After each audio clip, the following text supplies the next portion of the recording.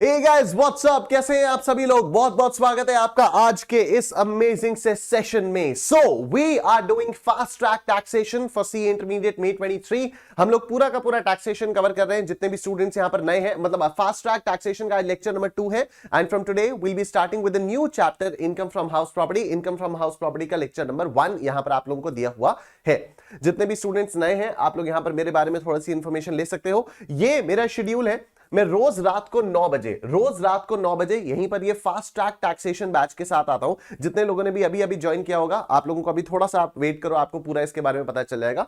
सो रोज रात को 9 बजे फास्ट ट्रैक टैक्सेशन होता है, मंडे टू संडे। अभी तक तो ऐसा ही प्लान है कि संडे को भी छुट्टी नहीं होगी, बाकी देखेंगे संडे को आपका क्या ख्याल है, मेरा क्या ख्याल है, हम लोग मिलकर देखेंगे संडे को छुट्टी करनी चाहिए या नहीं करनी चाहिए। अगर हम संडे को छुट्टी नहीं करेंगे तो हमारा सिलेबस और जल्दी खत्म हो जाएगा। अगर हम संडे को छुट्टी करेंगे तो हमारा सिलेबस अननेसेसरीली ड्रैग होता रहेगा। बस इतनी सी बात है, राइट। तो रोज रात को 9 बजे अनअकैडमी सीए इसी यूट्यूब चैनल पर हमारा फास्ट ट्रैक टैक्सेशन वाला कोर्स चलता है, जो कि May 23 के लिए। इसमें हम डीटी आईडीटी दोनों चीजें कवर करेंगे, फास्ट ट्रैक मोड में कवर करेंगे। और अनअकैडमी प्लस पर दोपहर को 2:45 PM रोज मंडे टू सैटरडे क्लास चलती है, वार्म अप बैच के नाम से। इसमें मैं जीएसटी पढ़ा रहा हूं, पूरा डिटेल में जीएसटी पढ़ा रहा हूं, और ये जीएसटी भी May 23 के लिए एप्लीकेबल है। तो आप लोग अगर चाहो तो ये अगर फुल जीएसटी, अगर आप लोग डिटेल्ड में जीएसटी अगर आप लोग पढ़ना चाहते हो, तो आप लोग ये वार्म अप बैच ज्वाइन कर सकते हो। वैसे ये वार्म अप बैच नवंबर 23 स्टूडेंट्स के लिए, लेकिन जो भी यहां पर मैं जीएसटी पढ़ा रहा हूं वो May 23 के लिए भी पूरा का पूरा एप्लीकेबल है। तो अगर आप लोग चाहो तो इसको भी आप ज्वाइन कर सकते हो। ये बैच ज्वाइन करने के लिए आपको अनअकैडमी प्लस का सब्सक्रिप्शन लेना होगा। सब्सक्रिप्शन कैसे लिया जाता है वो मैं आप लोगों को वीडियो के एंड में बताऊंगा। इस बैच की, ये जो फास्ट ट्रैक बैच चल रहा है, इसकी पूरी की पूरी प्लेलिस्ट और इसके नोट्स का लिंक आपको इस वीडियो के डिस्क्रिप्शन में मिल जाएगा। आपको प्लेलिस्ट का एक लिंक मिलेगा, आपको नोट्स का लिंक मिल जाएगा। जब आप नोट्स वाले लिंक पर जाओगे तो वहां पर आपको एक शेड्यूलर भी मिल जाएगा। तो शेड्यूलर के बेसिस पर आप देख सकते हो कि हमारा किस किस दिन कौन कौन से चैप्टर्स करने का प्लान है। हम लोगों ने May 23 के लिए एक स्ट्रैटेजी सेशन भी लिया था, तो वो स्ट्रैटेजी सेशन का लिंक भी इस वीडियो के डिस्क्रिप्शन में मैंने डाल दिया है। तो अगर आप अभी भी कंफ्यूज हो कि यार मेरे को सिंगल ग्रुप देना है, बोथ ग्रुप्स देना है, कैसे पढ़ना चाहिए, कैसे रिवीजन करना चाहिए वगैरह वगैरह, स्ट्रैटेजी सेशन ये सबको देखना चाहिए। ऐसे आपको रिवीजन कैसे करना है वो सबसे बड़ी बात है, वो आपको पता चलेगा। ठीक है, तो please do watch this strategy session as well. और अब हम लोग without any further ado start करते हैं अपना आज का मुद्दा, which is income from house property.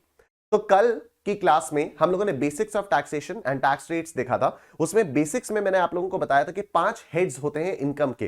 ठीक है, पहला हेड कौन सा होता है? इनकम फ्रॉम सैलरीज, जहां पर अगर आप किसी के यहां नौकरी कर रहे हो तो वहां से जो भी आपको पैसा मिलता है वो इनकम फ्रॉम सैलरीज हेड में टैक्सेबल होता है। दूसरा मैंने आप लोगों को बताया था income from house property. Income from house property क्या होता है? अगर आपके पास कोई मकान है, आप किसी मकान के ओनर हो और आपने उस मकान को किराए पर दिया हुआ है। ठीक है, अगर आपके पास कोई मकान है, आप उस मकान के ओनर हो, आपने उस मकान को किराए पर दिया हुआ है, तो जो भी किराया आता है उस किराए को जब टैक्स किया जाएगा तो वो इनकम फ्रॉम हाउस प्रॉपर्टी में टैक्स किया जाएगा। बाकी 3 हेड्स के बारे में अभी जानने की कोई जरूरत नहीं है। तो इनकम फ्रॉम हाउस प्रॉपर्टी के लिए 2 मेन कंडीशंस आ गई। ठीक है, पहली बात तो एक हाउस प्रॉपर्टी होनी चाहिए। हाउस प्रॉपर्टी का मतलब क्या होता है? जमीन और जमीन के ऊपर की बिल्डिंग, या इसको ऐसे बोले बिल्डिंग और बिल्डिंग के आसपास की जमीन। ठीक है, इस पूरे को कंसोलिडेट करके हम हाउस प्रॉपर्टी बोलते हैं। और जो भी असेसी है, असेसी का मतलब भी कल हम लोगों ने बेसिक्स में समझा था। असेसी का मतलब one who is being assessed या any person who is liable to pay tax, right. तो जो असेसी है, the assessee should be the owner of the house property. मेरा मकान है, मैं उस मकान का ओनर हूं और उस मकान को मैंने किराए पर दिया हुआ है। अब कोई बंदा उसमें रह रहा है, कोई बंदा बिजनेस कर रहा है, कोई फर्क नहीं पड़ता, राइट। लेकिन अगर मेरे पास मकान है, मैंने उसको किराए पर दिया है और मेरे पास किराया आ रहा है, तो ये जो किराए वाली इनकम है उसको हम लोग टैक्स करेंगे इनकम फ्रॉम हाउस प्रॉपर्टी में, राइट। तो देखो, rental income, annual value of house property is taxable under the head house property if the following 2 conditions are satisfied. कौन कौन सी 2 कंडीशंस? सबसे पहली, एक तो हाउस प्रॉपर्टी होना चाहिए। हाउस प्रॉपर्टी का मतलब building and land appurtenant to such building, commercial भी रेजिडेंशियल भी। ठीक है, यहां पर इससे कोई फर्क नहीं पड़ता कि कमर्शियल बिल्डिंग है या रेजिडेंशियल बिल्डिंग है। यहां पर फर्क क्या है कि आपके पास किराया आना चाहिए। आप कमर्शियल बिल्डिंग है आपके पास, आप उसको किराए पर दे देते हो, लोग अपना ऑफिस चला रहे हैं, लोग अपना धंधा चला रहे हैं, लोग अपना बिजनेस चला रहे हैं, उससे आपको क्या, राइट। वहां पर आपको क्या मिल रहा है? आपको तो किराया मिल रहा है। किराया अगर मिल रहा है तो इनकम फ्रॉम हाउस प्रॉपर्टी में आएगा वो। ठीक है, तो हाउस प्रॉपर्टी का मतलब building and land appurtenant to such building, मतलब उसके आसपास वाली जमीन भी हाउस प्रॉपर्टी हो जाती है। अब देखो, हाउस प्रॉपर्टी में दो तरह की हाउस प्रॉपर्टीज होती हैं। एक होती है लेट आउट प्रॉपर्टी, मतलब जिसको आपने किराए पर दिया हुआ है, लेट आउट, इसको हम लोग चलती भाषा में रेंटेड प्रॉपर्टी भी बोलते हैं। और दूसरी होती है हमारे पास सेल्फ ऑक्यूपाइड प्रॉपर्टी, कि मेरे पास मकान तो है लेकिन मैंने मकान को किराए पर नहीं दिया हुआ है, मेरे पास मकान है, मैं उसमें खुद ही रह रहा हूं। ठीक है, मैं उसमें खुद रह रहा हूं। तो आप देखो इसमें क्या होता है, अगर कोई लेट आउट प्रॉपर्टी है, मतलब कोई रेंटेड प्रॉपर्टी है, तो उसमें तो एग्जेम्पशन का कोई सवाल ही नहीं पैदा होता, वो तो हमेशा ही टैक्सेबल होगी। ठीक है, जो लेट आउट प्रॉपर्टी है वो तो हमेशा ही टैक्सेबल होगी। ठीक है, लेकिन जो सेल्फ ऑक्यूपाइड प्रॉपर्टी है, जो सेल्फ ऑक्यूपाइड प्रॉपर्टी है, उसमें हम लोग देखेंगे कि जो हमारा खुद का ऑक्यूपेशन है, क्या हम उसमें घर की तरह से रह रहे हैं या उस सेल्फ ऑक्यूपाइड प्रॉपर्टी में हम लोग बिजनेस कर रहे हैं। ठीक है, तो आ जाओ देखते हैं। अगर उसमें हम घर की तरह से रह रहे हैं, अगर उसमें हम घर की तरह से रह रहे हैं, तो कॉमन सेंस लगाकर बताओ, तो क्या मेरे पास कोई किराया आएगा? नहीं। अगर मेरे पास कोई किराया नहीं आएगा तो क्या मुझे इनकम फ्रॉम हाउस प्रॉपर्टी में टैक्स देना पड़ेगा? नहीं। राइट, तो ऐसा मेरे पास तो कई सारी प्रॉपर्टीज हो सकती हैं, मेरे पास ऐसी बहुत सारी प्रॉपर्टीज होती हैं, हो सकती हैं, जिसमें जो मेरे जिनका मैं ओनर हूं लेकिन मैंने उनको किराए पर नहीं दिया। ठीक, पर अब आप बताओ, क्या ये प्रैक्टिकली पॉसिबल है? क्या ये प्रैक्टिकली पॉसिबल है, मतलब क्या ये प्रैक्टिकली फीजिबल है? अगर आपके पास अलग अलग शहरों में हाउस प्रॉपर्टीज हैं, राइट, तो आप ज्यादा से ज्यादा क्या करोगे, किसी एक शहर में रहोगे, राइट, कभी कभी किसी दूसरे शहर में रहोगे, राइट। ऐसा तो नहीं होगा ना कि आपका ऐसा बिजनेस है कि आप बस ट्रैवल ही ट्रैवल किए जा रहे हो, हर एक महीने इस शहर में रहूंगा इस वाले घर में, अगले महीने उस वाले शहर में उस वाले घर में रहूंगा, उसके अगले महीने इस शहर में उस घर में रहूंगा, उसके अगले महीने इस शहर में इस घर में रहूंगा, फिर ऐसे ऐसे करके मैं रोटेट करता रहूंगा। ऐसा तो प्रैक्टिकली होता नहीं है, राइट।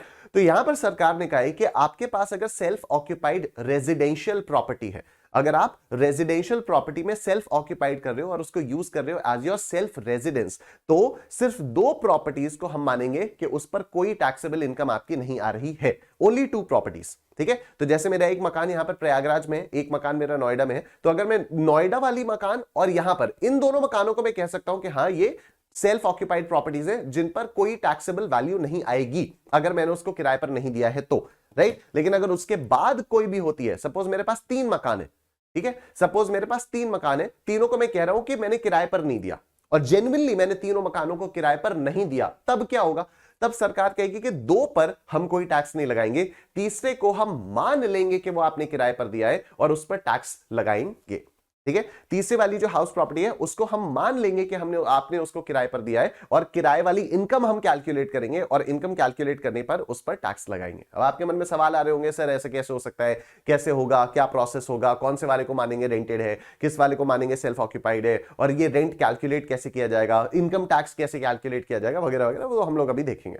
ठीक है, तो देखो, अगर आप सेल्फ ऑक्यूपाइड प्रॉपर्टी अपने रेजिडेंस के लिए यूज कर रहे हो और 2 सेल्फ ऑक्यूपाइड प्रॉपर्टीज है, तब तो दोनों की दोनों पर कोई टैक्स नहीं लगेगा, वो एग्जेम्प्ट है। लेकिन अगर आपके पास 2 से ज्यादा है, अगर आपके पास 2 से ज्यादा है तो 2 को तो एग्जेम्प्ट किया जाएगा, लेकिन उसके बाद जितनी भी बचेंगी उनको डीम्ड लेट आउट प्रॉपर्टी मान लिया जाएगा, डीम्ड लेट आउट प्रॉपर्टी की तरह से उनको टैक्स कर दिया जाएगा। अगर आपकी सेल्फ ऑक्यूपाइड प्रॉपर्टी है और आप उसमें बिजनेस कर रहे हो, ठीक है, अगर आपकी सेल्फ ऑक्यूपाइड प्रॉपर्टी है और उसमें आप बिजनेस या प्रोफेशन कर रहे हो, तो फिर उसको इनकम फ्रॉम हाउस प्रॉपर्टी के लिए इग्नोर कर दिया जाएगा। ठीक है, उसको इस वाले हेड में इग्नोर कर दिया जाएगा। व्हाई? क्योंकि फिर तो वो आपके पीजीबीपी हेड में टैक्सेबल होगा। पीजीबीपी हेड में टैक्सेबल भी क्या ही होगा, अगर आपके पास खुद का मकान है और आप उसी में बिजनेस कर रहे हो, तब तो आपके बिजनेस के लिए एसेट हो गया ना, आपकी बैलेंस शीट में एसेट रहेगा बिल्डिंग, इसी बिल्डिंग में आप बिजनेस कर रहे हो, इस पे आपको डेप्रिसिएशन मिलता रहेगा। ठीक है, तो अगर आपका सेल्फ ऑक्यूपाइड प्रॉपर्टी है और उस सेल्फ ऑक्यूपाइड प्रॉपर्टी में आप बिजनेस कर रहे हो, तो उसको इनकम फ्रॉम हाउस प्रॉपर्टी में आप इग्नोर करोगे, उसको पीजीबीपी हेड के अंदर बैलेंस शीट में एज एन एसेट दिखाओगे और उस पर आप डेप्रिसिएशन करते रहोगे। तो यहां पर जो इग्नोर लिखा है वो इग्नोर इसलिए लिखा है कि इनकम फ्रॉम हाउस प्रॉपर्टी में निकालते समय उसको आपको इग्नोर करना है। आई होप यहां तक की बात आप सबको समझ में आ गई। निश्चित फॉरएवर, निश्चित फॉरएवर। आइए सर, अब हम लोग देखते हैं कि income from house property calculate कैसे की जाती है। ठीक है, तो हम लोग किसी भी हाउस प्रॉपर्टी का अगर हम लोगों को रेंटल वैल्यू वगैरह कुछ भी कैलकुलेट करना होता है ना, तो फिर हम सबसे पहले देखते हैं कि उस हाउस प्रॉपर्टी की म्यूनिसिपल वैल्यू क्या है। म्यूनिसिपल वैल्यू मतलब जो भी शहर है उसके म्यूनिसिपैलिटी रिकॉर्ड्स में उस प्रॉपर्टी की वैल्यू क्या रखी हुई है, राइट। उसके बाद हम देखते हैं कि उसका फेयर रेंट क्या है। फेयर रेंट मतलब कि उस प्रॉपर्टी के आसपास की प्रॉपर्टीज का क्या रेंट चल रहा है, तो that is fair rent, right. फिर हम देखते हैं इन दोनों में से जो भी ज्यादा है, सपोज म्यूनिसिपल वैल्यू आई हमारी 1,00,000, फेयर रेंट हमारा 1,20,000, तो विच एवर इज हायर में 1,20,000 हम लोग यहां पर करेंगे, ठीक है। उसके बाद इस 1,20,000 को हम लोग कंपेयर करते हैं स्टैंडर्ड रेंट से। स्टैंडर्ड रेंट एक चीज होती है, एक एक्ट होता है रेंट कंट्रोल एक्ट, राइट। तो किसी भी प्रॉपर्टी का स्टैंडर्ड रेंट क्या होना चाहिए, वो रेंट कंट्रोल एक्ट में लिखा हुआ है। तो कभी भी किसी भी प्रॉपर्टी का रेंट कंट्रोल एक्ट के ऊपर नहीं जा सकता है, राइट। तो स्टैंडर्ड रेंट ये यहां पर आ जाएगा, फिर इसको और इसको कंपेयर किया जाएगा, और इसमें से जो भी लोअर होगा, जो भी कम होगा, उसको एक्सपेक्टेड रेंट बोला जाएगा, ठीक है, उसको एक्सपेक्टेड रेंट बोला जाएगा। अभी आप लोग बस देख लो, जब हम लोग क्वेश्चंस करेंगे तो आपको और क्लैरिटी के साथ समझ में आएंगी चीजें। सबसे पहले हम लोगों ने म्यूनिसिपल वैल्यू देखी, राइट। म्यूनिसिपैलिटी में इस प्रॉपर्टी का क्या रेंट दिया हुआ है, क्या वैल्यू दी हुई है।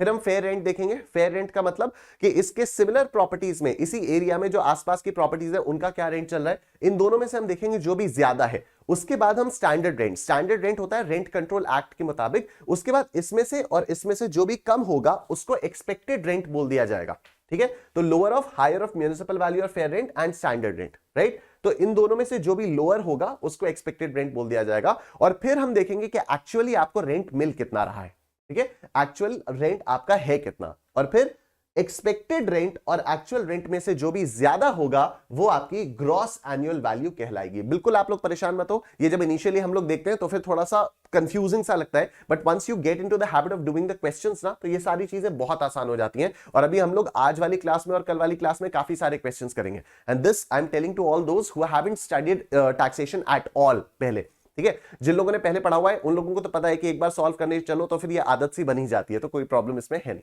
राइट। तो एक्सपेक्टेड रेंट और एक्चुअल रेंट का जो भी हायर होता है उसको ग्रॉस एनुअल वैल्यू कहा जाता है। इसमें से म्यूनिसिपल टैक्सेस पेड माइनस किया जाता है, इसमें से म्यूनिसिपल टैक्सेस पेड माइनस किया जाता है, और हमारे पास आ जाता है नेट एनुअल वैल्यू, राइट। हमारे पास आ जाता है net annual value. Net annual value के अंदर से हम दो चीजों का रिडक्शन करते हैं। पहला तो होता है 30% ऑफ नेट एनुअल वैल्यू, ये फ्लैट स्टैंडर्ड डिडक्शन है जो सेक्शन 24 सबसेक्शन ए के हिसाब से हम लोगों को मिलता है। और दूसरा सेक्शन 24 सबसेक्शन बी के हिसाब से इंटरेस्ट ऑन लोन। अगर इस हाउस प्रॉपर्टी को अक्वायर करने के लिए, इस हाउस प्रॉपर्टी को कंस्ट्रक्ट करने के लिए मैंने कोई लोन लिया था, उस लोन पर अगर मैं जो भी इंटरेस्ट पे कर रहा हूं उस इंटरेस्ट का भी मैं यहां पर डिडक्शन ले सकता हूं। तो नेट एनुअल वैल्यू में से मैंने दो चीजें माइनस की और तब मेरे पास आएगा इनकम फ्रॉम हाउस प्रॉपर्टी, और इस पर इनकम टैक्स कैलकुलेट किया जाता है, ठीक है। मैं एक बार फटाफट से आप लोगों को रिपीट करके दिखा देता हूं कि इसमें क्या क्या स्टेप्स थे, राइट। सबसे पहले municipal value, fair rent, whichever is higher, compare it with standard rent, whichever is lower, compare it with actual rent, whichever is higher, that is gross annual value. Gross annual value में से municipal taxes paid minus करेंगे, net annual value आएगी। इसके अंदर से दो चीजों का डिडक्शन करेंगे, 30% ऑफ net annual value, और दूसरी चीज हो जाएगी आपकी इंटरेस्ट ऑन लोन, और तब आपके पास इनकम फ्रॉम हाउस प्रॉपर्टी निकल कर आएगी, राइट। अगेन मैं कहना चाहता हूं जितने भी स्टूडेंट्स यहां पर नए होंगे बिल्कुल भी परेशान मत हो, ये सारी चीजें इनिशियली समझने में थोड़ा सा टाइम टेकिंग होता है, और क्योंकि ये फास्ट ट्रैक है तो मैं थोड़ा तेज तेज तो करूंगा ही, अदरवाइज मैं बहुत आराम से चीजें बताता हूं रेगुलर क्लासेस में। तो क्योंकि ये फास्ट ट्रैक है तो थोड़ा सा स्पीड इंप्रूव्ड है, स्पीड थोड़ी सी बढ़ी हुई है, और बाकी इधर उधर की मैं कहानियां आपको नहीं सुना रहा हूं, एकदम to the point exam oriented बात हो रही है। अभी जब इससे रिलेटेड क्वेश्चंस करेंगे और बहुत सारे क्वेश्चंस करेंगे तो ये पूरा का पूरा फॉर्मेट आपको एकदम रट जाएगा, एक्चुअली रट जाएगा, ठीक है। तो देखो उसके बाद अब सबसे पहले यहां पर फिर हम लोगों ने डिस्कशंस दिए हुए, तो म्यूनिसिपल वैल्यू क्या होती है उसका मैं आपको बता चुका हूं, फेयर रेंट का मतलब बता चुका हूं, स्टैंडर्ड रेंट का मतलब बता चुका हूं। एक्चुअल रेंट का मतलब क्या होता है, rent received plus rent receivable minus unrealised rent, ठीक है। जितना पैसा आपको मिल चुका है वो, जितना पैसा आपको मिलने वाला है वो, ठीक है, जो भी आपका एरियर्स है, और माइनस अनरियलाइज्ड रेंट। अगर कोई बंदा बिना पैसा दिए भाग गया तो वो बैड डेट्स हो गई एक तरह से, तो ये अनरियलाइज्ड रेंट यानी बैड डेट्स को आप माइनस कर दोगे। एक्चुअल रेंट में वही होगा जितना आपको मिला प्लस जितना आपको मिलने वाला है minus the bad debts minus unrealised rent, right. अब ये म्यूनिसिपल टैक्सेस क्या होते हैं, म्यूनिसिपल टैक्सेस वो होते हैं जो कोई भी म्यूनिसिपैलिटी, लोकल अथॉरिटी, ग्राम पंचायत वगैरह रिकवर करती है, ठीक है, जैसे house tax, local tax, property tax वगैरह, राइट। अब म्यूनिसिपल टैक्सेस आपको पेड बेसिस पर अलाउड होते हैं, म्यूनिसिपल टैक्सेस आपको पेमेंट के बेसिस पर अलाउ होते हैं, राइट इसमें आप ये नहीं कर सकते कि हाँ मुझे इस साल का म्यूनिसिपल टैक्सेस देना है लेकिन मैं अभी दे नहीं पाया हूं, मैं रिडक्शन ले लेता हूं। नहीं, म्यूनिसिपल टैक्सेस का रिडक्शन अगर आपको क्लेम करना है तो आपके पास एक प्रूफ होना चाहिए कि हाँ आपने इसको पे किया है और आप ही को पे करना चाहिए। कई बार ऐसा भी होता है कि टेनेंट के साथ जो भी किराए वाले जो भी बंदा होता है, किराएदार होता नहीं, किराएदार को क्या हाँ किराएदार, जो भी हमारा किराएदार होता है उसके साथ अग्रीमेंट हो जाता है तो किराएदार पे करने लगता है म्यूनिसिपल टैक्सेस। तो अगर किराएदार म्यूनिसिपल टैक्सेस पे करेगा तो ओनर को थोड़ी उसका रिडक्शन मिलेगा क्योंकि ओनर ने तो पे किया ही नहीं, राइट। तो म्यूनिसिपल टैक्सेस का रिडक्शन आपको तभी मिलेगा अगर आपने उसको पे किया है। जब भी पे करोगे तब आपको उसका रिडक्शन मिल जाएगा, राइट। कोई फर्क नहीं पड़ता अगर आपने पिछले कुछ सालों का भी म्यूनिसिपल टैक्सेस पे किया हो तो। ये भी हो सकता है, एक डाउट है कि अगर मान लो पिछले किसी साल का म्यूनिसिपल टैक्स पे किया तो क्या इस साल उसका रिडक्शन मिल जाएगा? हाँ मिल जाएगा, क्योंकि ये तो पेमेंट बेसिस पर अलाउ है। जब भी पे करोगे तब आपको रिडक्शन मिल जाएगा, राइट। चलो, it is allowed only if it is paid by the owner. Obviously if it is paid by the tenant then not allowed. एकदम कॉमन सेंस वाली बात है। अगर किराएदार ने पे किया म्यूनिसिपल टैक्सेस तो उसका रिडक्शन ओनर क्यों क्लेम करेगा? बिल्कुल भी नहीं। If it is given in percentage form then it should be calculated on municipal value, right. तो कई बार म्यूनिसिपल टैक्सेस जो है क्वेश्चन में परसेंटेज फॉर्म में दिया रहता है, तो फिर वो अमाउंट कैसे निकलेगा? Calculated on the municipal value. चलो बहुत हो गया। अभी पिछले 15 मिनट से हम सिर्फ वो ऊपर ऊपर वाली बातें कर रहे हैं, ऊपर ऊपर की नहीं, एक्चुअली कॉन्सेप्चुअल बातें काफी सारी हुई हैं। अब आ जाओ हम लोग एक क्वेश्चन देखते हैं, ठीक है। Let's look at this question now. तो mister Nandan owns 5 houses in Delhi, ठीक है। इनके पास दिल्ली में 5 मकान हैं। NAV, compute the NAV of each house from the information given below। तो हम लोगों को नेट एनुअल वैल्यू निकालनी है from the information given below. तो कोई दिक्कत वाली बात नहीं है, बहुत आराम से हम लोग नेट एनुअल वैल्यू निकाल सकते हैं। सबसे पहले हम करते हैं म्यूनिसिपल वैल्यू। देखो ये इस तरह से हम फॉर्मेट बनाएंगे, ठीक है। सबसे पहले हम लिखेंगे म्यूनिसिपल वैल्यू। तो म्यूनिसिपल वैल्यू क्या है? ये रही म्यूनिसिपल वैल्यू 1 20 2 40 1 10 90 75। 1 20 1 20 2 40, ठीक, 1 10 फिर 90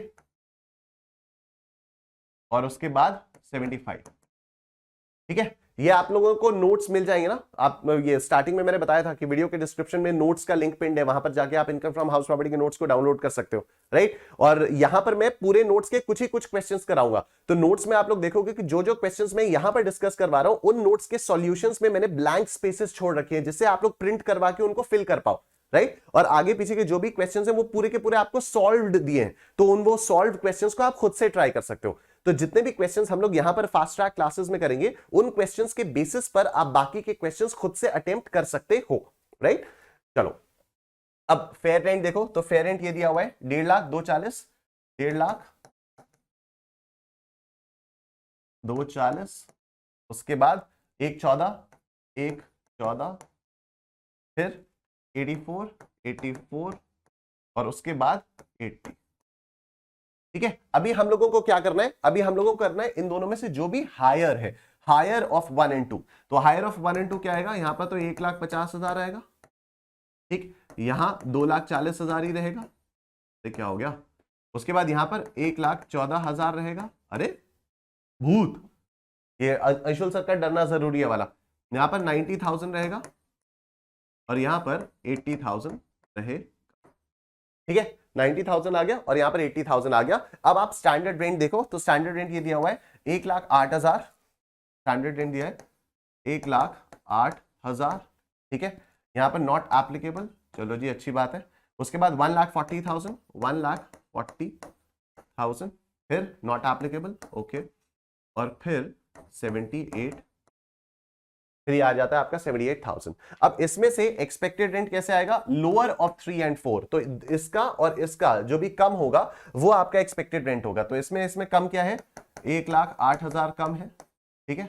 इसमें कम क्या है? 2,40,000 कम है, ठीक है। ये मत बोल देना कि ये तो नॉट एप्लीकेबल है तो 0 हो जाएगा, नहीं ऐसा नहीं होता, ठीक है।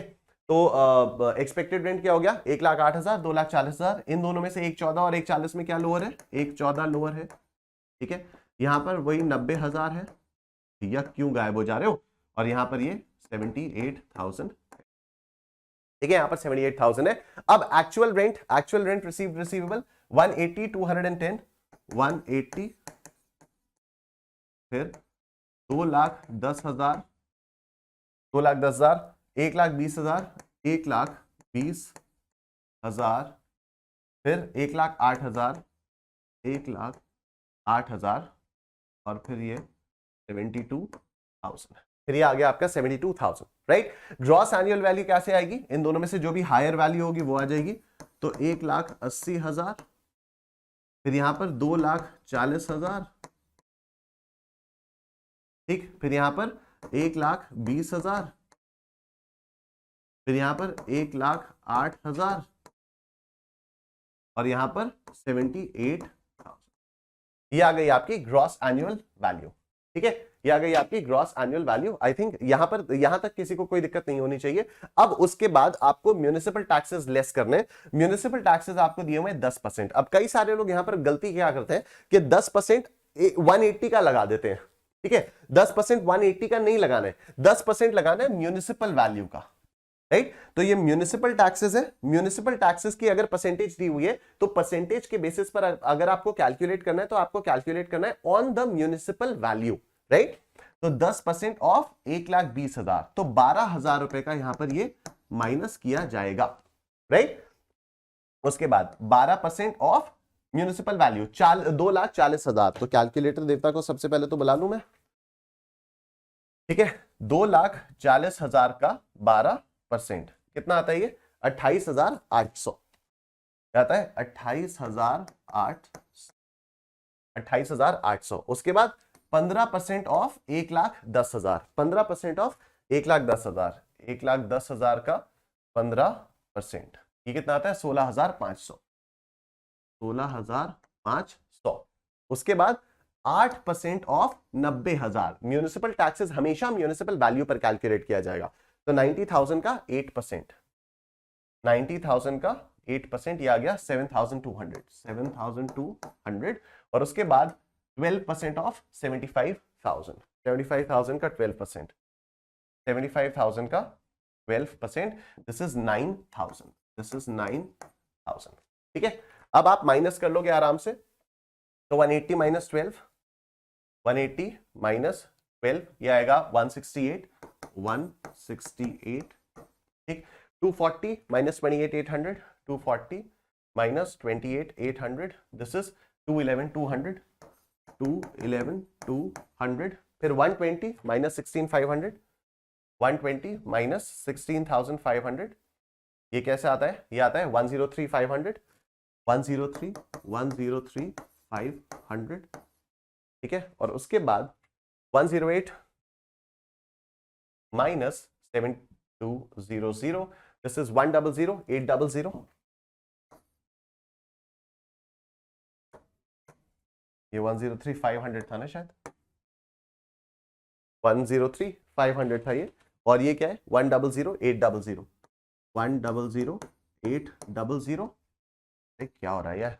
और फिर 78 माइनस 9, 78,000 माइनस 9,000, ये कितना आता है? 69,000 आ। तो 69,000 ये आपका निकल कर आ गया है। और इस तरह से आपकी नेट एनुअल वैल्यू निकल कर आ जाती है, ठीक है। इस तरह से आपकी नेट एनुअल वैल्यू निकल कर आ जाती है, ठीक। तो municipal value, fair rent whichever is higher, फिर standard rent whichever is lower, expected rent, actual rent whichever is higher, GAV, GAV में से म्युनिसिपल टैक्सेस माइनस किए, नेट एनुअल वैल्यू आ गई। म्युनिसिपल टैक्सेस अगर आपको percentage के form में दिए हुए हैं तो किस पर कैलकुलेट होंगे? वो म्युनिसिपल वैल्यू पर कैलकुलेट होंगे, ठीक है। चलो आओ नेक्स्ट आते हैं। अब बात करते हैं इंटरेस्ट ऑन लोन के बारे में। देखो नेट एनुअल वैल्यू आ गई। अब नेट एनुअल वैल्यू में से दो रिडक्शंस होते हैं। एक तो फ्लैट 30% का रिडक्शन होता है, उसमें कुछ अलग से मतलब उसमें तो कोई प्रॉब्लम ही नहीं है। तो 30% ऑफ नेट एनुअल वैल्यू आप आराम से कैलकुलेट कर सकते हो। लेकिन जो दूसरा रिडक्शन होता है वो होता है इंटरेस्ट ऑन लोन, राइट। कि अगर आपने लोन लिया है उस पर आपको इंटरेस्ट देना है तो फिर कैसे उसका रिडक्शन आपको मिलेगा, इसके बारे में अब हम लोग यहां पर बात करने जा रहे हैं, राइट। तो देखो interest on loan is allowed as reduction if loan is taken for purpose of house property, या तो परचेज के लिए, या तो कंस्ट्रक्शन के लिए, या तो रिपेयर के लिए, या तो रेनोवेशन के लिए। इन चार पर्पसेस के लिए अगर आपने हाउस प्रॉपर्टी के लिए लोन लिया है तो उस पर जो भी आप इंटरेस्ट पे करोगे उसका रिडक्शन आपको मिल जाएगा। लोन में be taken from banks, financial institutions, friends, family etcetera. Loan आप किसी से भी ले सकते हो, कोई फर्क नहीं पड़ता। Interest on loan is allowed on due basis. Interest on loan is allowed on due basis, ठीक है। अभी हमने थोड़ी देर पहले देखा था कि ग्रॉस एनुअल वैल्यू में से जो म्यूनिसिपल टैक्सेस हम माइनस करते थे उनका रिडक्शन आपको सिर्फ पेड बेसिस पर अलाउड होता है, पेमेंट बेसिस पर अलाउड होता है। अगर आपने पे किया तभी अलाउड है, पेमेंट अगर नहीं किया तो फिर वो अलाउड नहीं होता है। लेकिन नेट एनुअल वैल्यू में से जो इंटरेस्ट ऑन लोन हम माइनस करते हैं तो ये interest on loan due basis पर भी अलाउ हो जाता है। अगर आपने पे किया तो भी अलाउड है, अगर आउटस्टैंडिंग है तो भी वो अलाउड रहता है। अब इंटरेस्ट ऑन इंटरेस्ट यानी penal interest is not allowed as deduction. कई बार अगर आपने इंटरेस्ट पे नहीं किया तो बैंक वालों ने आपसे उस इंटरेस्ट अमाउंट के ऊपर भी इंटरेस्ट लगा दिया तो उसका आपको कोई रिडक्शन नहीं मिलता है, ये पेनल्टी हो जाती है, तो पेनल्टी का आपको कोई रिडक्शन नहीं मिलता है। अब देखो कई बार ऐसा होता है कि मैंने मकान के लिए सपोज 5 लाख रुपए का लोन लिया, ठीक है, मैं वो लोन चुका नहीं पा रहा हूं या वो लोन चुकाने के लिए मैंने फिर से एक फ्रेश लोन ले लिया, राइट, उस लोन या उस लोन की इंस्टॉलमेंट्स को चुकाने के लिए मैंने एक फिर से फ्रेश लोन ले लिया। तो ये जो फ्रेश लोन लिया इस पर जो मैं इंटरेस्ट पे करूंगा क्या ये भी अलाउ हो जाएगा यहां पर? हाँ, ये भी अलाउ हो जाएगा क्योंकि ये माना जाएगा कि जो फ्रेश लोन लिया है वो भी हाउस प्रॉपर्टी के कंस्ट्रक्शन, परचेज, रिपेयर, रेनोवेशन के लिए ही लिया है। तो देखो, if any fresh loan is taken for repayment of earlier loan and earlier loan was taken for the purpose of house property, ठीक है, हाउस प्रॉपर्टी के लिए लोन लिया, उसको रीपे करने के लिए फ्रेश लोन लिया, तो फ्रेश लोन पर भी जो इंटरेस्ट पे करना होगा वो भी अलाउ हो जाएगा। Then interest on fresh loan is allowed as deduction. अच्छा, any interest paid or payable outside India shall not be allowed as deduction if TDS is not deducted on such interest. अगर मैंने अपने किसी दूसरे मतलब US वगैरह में कोई मेरा फ्रेंड रहता है, मैंने उससे लोन लिया अपने हाउस प्रॉपर्टी के लिए, तो उससे अगर लोन लिया तो उसको मुझे इंटरेस्ट पे करना होगा, तो उस इंटरेस्ट पर मुझे टीडीएस काटना होगा। अगर मैंने टीडीएस काटा है तभी मुझे उस इंटरेस्ट का रिडक्शन मिलेगा, अदरवाइज मुझे उस इंटरेस्ट का रिडक्शन नहीं मिलेगा। अब सवाल उठता है कि सर ये टीडीएस क्या होता है? तो टीडीएस मैं आपको क्विकली बता देता हूं। क्या होता है कि सरकार को चाहिए कि पैसा आप जैसे कमाओ, हाँ, क्या होता है कि कल जब हम लोगों ने प्रीवियस ईयर और असेसमेंट ईयर वाला कॉन्सेप्ट देखा था तो उसमें मैंने आपको बताया था कि जिस साल आप पैसा कमाते हो उस साल को प्रीवियस ईयर कहते हैं, और उसके अगले साल जब आप उस कमाए हुए पैसे पर टैक्स देते हो तो उसको असेसमेंट ईयर कहते हैं। लेकिन प्रैक्टिकली देखा जा रहा था कि जो भी लोग पैसा कमाते थे वो प्रीवियस ईयर में उड़ा देते थे, खर्च कर देते थे, और फिर अगले साल जब सरकार कहती थी कि लाओ टैक्स दो तो कहते थे यार हमारे पास पैसा ही नहीं बचा तो कहां उनको टैक्स दे, ठीक है, तो पैसा ही नहीं बचेगा तो फिर टैक्स कहां से देंगे। तो सरकार ने ये तरीके निकाले कि यार जैसे जैसे वो बंदा कमा रहा है ना उसी के साथ साथ उससे पैसा लेते रहो, राइट, जैसे जैसे बंदा कमा रहा है उसी के साथ साथ पैसा लेते रहो। तो इसके दो तरीके होते हैं, एक होता है टीडीएस, दूसरा होता है एडवांस टैक्स। इनको डिटेल में हम लोग पढ़ेंगे आगे, एकदम लास्ट वाला टॉपिक है ये, राइट। शेड्यूल में आप लोग देख सकते हो कि कौन से दिन को मैंने ये शेड्यूल किया हुआ है, टीडीएस और एडवांस टैक्स। अभी मैं आपको ब्रीफ में बता देता हूं। टीडीएस का मतलब होता है टैक्स डिडक्टेड एट सोर्स, मतलब अगर मैं आपको कुछ पेमेंट कर रहा हूं तो आपको अगर मेरे को 1 लाख रुपए का पेमेंट करना है, सपोज एग्जांपल है, अगर मैं आपको 1 लाख रुपए का पेमेंट करूंगा तो ये 1 लाख रुपए आपकी इनकम हो जाएगी, तो मैं आपको 1 लाख रुपए की जगह 90,000 ही पे करूंगा। मैं आपको सिर्फ सपोज, ये सिर्फ एग्जांपल के तौर पर है, हमेशा ये वाले रेट्स नहीं होंगे, हमेशा 10,000 नहीं कटेगा, बहुत सारी चीजें उसको हम लोग पूरे चैप्टर में पढ़ेंगे, राइट। तो जिन लोगों को पता है, जिन लोगों ने पहले पढ़ा है, आप लोगों को सारी चीजें याद आ रही होंगी धीरे धीरे। This is only for those people who haven't studied taxation at all, क्योंकि कई सारे स्टूडेंट्स मेरे पास बहुत दिनों से मैसेजेस कर रहे हैं कि सर मैंने कुछ भी नहीं पढ़ा है, क्या मैं ये करके क्लियर कर सकता हूं? हाँ मेरे भाई, आप ये भी फास्ट ट्रैक कोर्स, आप ये वाला फास्ट ट्रैक कोर्स देकर क्लियर कर सकते हो, लेकिन आपकी खुद की मेहनत लगेगी, डेफिनेटली लगेगी, और आप ही की वजह से मैं ऐसा कर रहा हूं कि पूरे के पूरे नोट्स में दे रहा हूं along with a lot of questions जो कि ऑलरेडी सॉल्व्ड है। तो आपने बस उन क्वेश्चंस को कर लिया तो आपका काम बढ़िया से बन जाएगा, आपको कुछ भी और करने की जरूरत नहीं पड़ेगी, right. Anyway, coming back to the TDS example, अगर मैं आपको 1 लाख रुपए दे रहा हूं तो अब क्या होगा कि मैं आपको 1 लाख नहीं दूंगा, मैं आपको 90,000 दूंगा। तो ये 10,000 मैंने आपका काट लिया पैसा, और 10,000 को आपके बिहाफ पर मैं सरकार को जमा कर दूंगा, ठीक है। तो ये सरकार को आपके बिहाफ पर मिल गया। ये टैक्स जो कि आपका था वो मैंने ही काट के सरकार को जमा कर दिया। मैं कौन? आपकी इनकम का सोर्स। तो tax deducted at source. I am the source of your income. तो मैंने आपको पैसा दिया, पैसा देते समय ही मैंने कुछ पैसा काट लिया और उसको सरकार को जमा कर दिया, and hence this is known as tax deduction at source.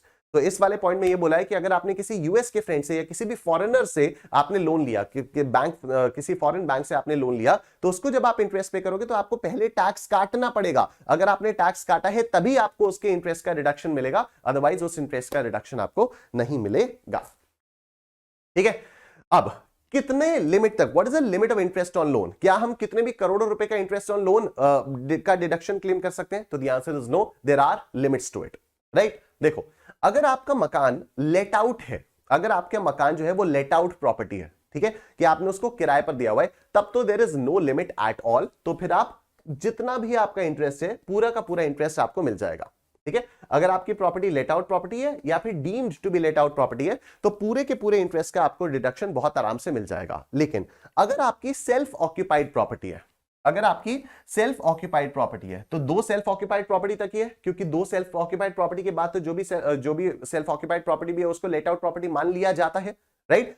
तो अगर आपकी सेल्फ ऑक्यूपाइड प्रॉपर्टी है तो फिर क्या होगा, दो केसेस में बांटा गया है, एक होता है स्पेशल केस और दूसरा होता है नॉर्मल केस, राइट। अच्छा, स्पेशल केस का मतलब क्या हुआ? स्पेशल केस में तीन कंडीशंस को हमें चेक करना होगा। पहला, कि लोन 1 अप्रैल 1999 के बाद लिया गया हो, राइट। पहले कंडीशन क्या है कि लोन 1 अप्रैल 1999 के बाद लिया गया हो। दूसरा, लोन को आपने परचेज या कंस्ट्रक्शन ऑफ हाउस प्रॉपर्टी के लिए लिया हो, रिपेयर रेनोवेशन के लिए नहीं, ठीक है। 1 अप्रैल 1999 के बाद आपने लोन लिया हो, परचेज कंस्ट्रक्शन के लिए लोन लिया हो। और तीसरा, if the loan is taken for construction then construction should be completed within 5 years from the end of the financial year in which the loan was taken. अगर आपने loan construction के लिए लिया तो जिस साल आपने लोन लिया उसके 5 साल के अंदर अंदर, 5 साल के अंदर अंदर मकान कंस्ट्रक्ट हो जाना चाहिए। अगर ये तीनों ही कंडीशन सेटिस्फाई हो जाती हैं तो आपको सेल्फ ऑक्यूपाइड प्रॉपर्टी पर 2 लाख रुपए तक का इंटरेस्ट अलाउ हो जाएगा। अगर इनमें से कोई भी कंडीशन सेटिस्फाई नहीं होती है तो आपको 30,000 रुपए तक का ही इंटरेस्ट अलाउ होगा, ठीक है। अगेन हम लोग इससे रिलेटेड क्वेश्चंस करेंगे तो आपको और क्लैरिटी आएगी। मैं रिपीट कर देता हूं एक बार ये पूरा चार्ट। इंटरेस्ट ऑन लोन की कुछ लिमिट्स सरकार ने स्पेसिफाई की हुई है इस एक्ट में, राइट। क्या लिमिट्स है वो? अगर आपकी लेट आउट प्रॉपर्टी है, मतलब उस प्रॉपर्टी को आपकी जो हाउस प्रॉपर्टी है उसको आपने किराए पर दिया, उससे आपकी किराए वाली इनकम आ रही है, राइट, तब तो इंटरेस्ट ऑन लोन आपका फुल अलाउड है। जितना भी आप पे करोगे सारा का सारा आप डिडक्शन क्लेम कर सकते हो नेट एनुअल वैल्यू में से। लेकिन अगर आपकी सेल्फ ऑक्यूपाइड प्रॉपर्टी है तो उस केस में देखा जाएगा 2 केसेस में, एक स्पेशल केस, दूसरा नॉर्मल केस। स्पेशल केस में क्या होता है कि 3 कंडीशंस अगर आपकी सैटिस्फाइड है तो आपको 2 लाख रुपए तक का इंटरेस्ट का डिडक्शन मिलेगा। अगर उनमें से कोई भी एक कंडीशन सैटिस्फाई नहीं होती तो आपको सिर्फ 30,000 रुपीज तक का इंटरेस्ट का रिडक्शन मिलेगा। वो 3 कंडीशंस कौन कौन सी हैं? पहली कंडीशन कि लोन आपका लेना चाहिए, लोन आपका लिया हुआ होना चाहिए ऑन और आफ्टर 1 अप्रैल 1999, राइट। दूसरा, लोन आपको लेना चाहिए फॉर द परचेज और कंस्ट्रक्शन ऑफ हाउस प्रॉपर्टी। यहां पर रिपेयर रेनोवेशन कंसिडर नहीं किया गया, परचेज कंस्ट्रक्शन। और तीसरी चीज, अगर आपने लोन को कंस्ट्रक्शन के लिए लिया है तो जिस साल आपने लोन लिया उसके 5 साल के अंदर अंदर कंस्ट्रक्शन आपका कंप्लीट हो जाना चाहिए। अगर ये तीनों ही कंडीशंस फुलफिल हो जाती हैं तो इंटरेस्ट ऑन लोन की जो लिमिट है वो 2 लाख की है, अदरवाइज 30,000 की है। अब आ जाओ, देखें बाकी कोई भी एक्सपेंसेस होते हैं जैसे repair and maintenance, insurance expenses, electricity, water charges, parking charges, society charges etcetera, ये इनका आपको कोई डिडक्शन नहीं मिलता है, क्योंकि जो नेट एनुअल वैल्यू में से 30% का आपको फ्लैट डिडक्शन मिलता है ना, वो इन्हीं चीजों के लिए मिलता है, ठीक है। तो कोई भी और अगर खर्चा आप मकान को लेकर करते हो तो उस पर आपको कोई और रिडक्शन नहीं मिलता है। अब एक्चुअल रेंट क्या होता है?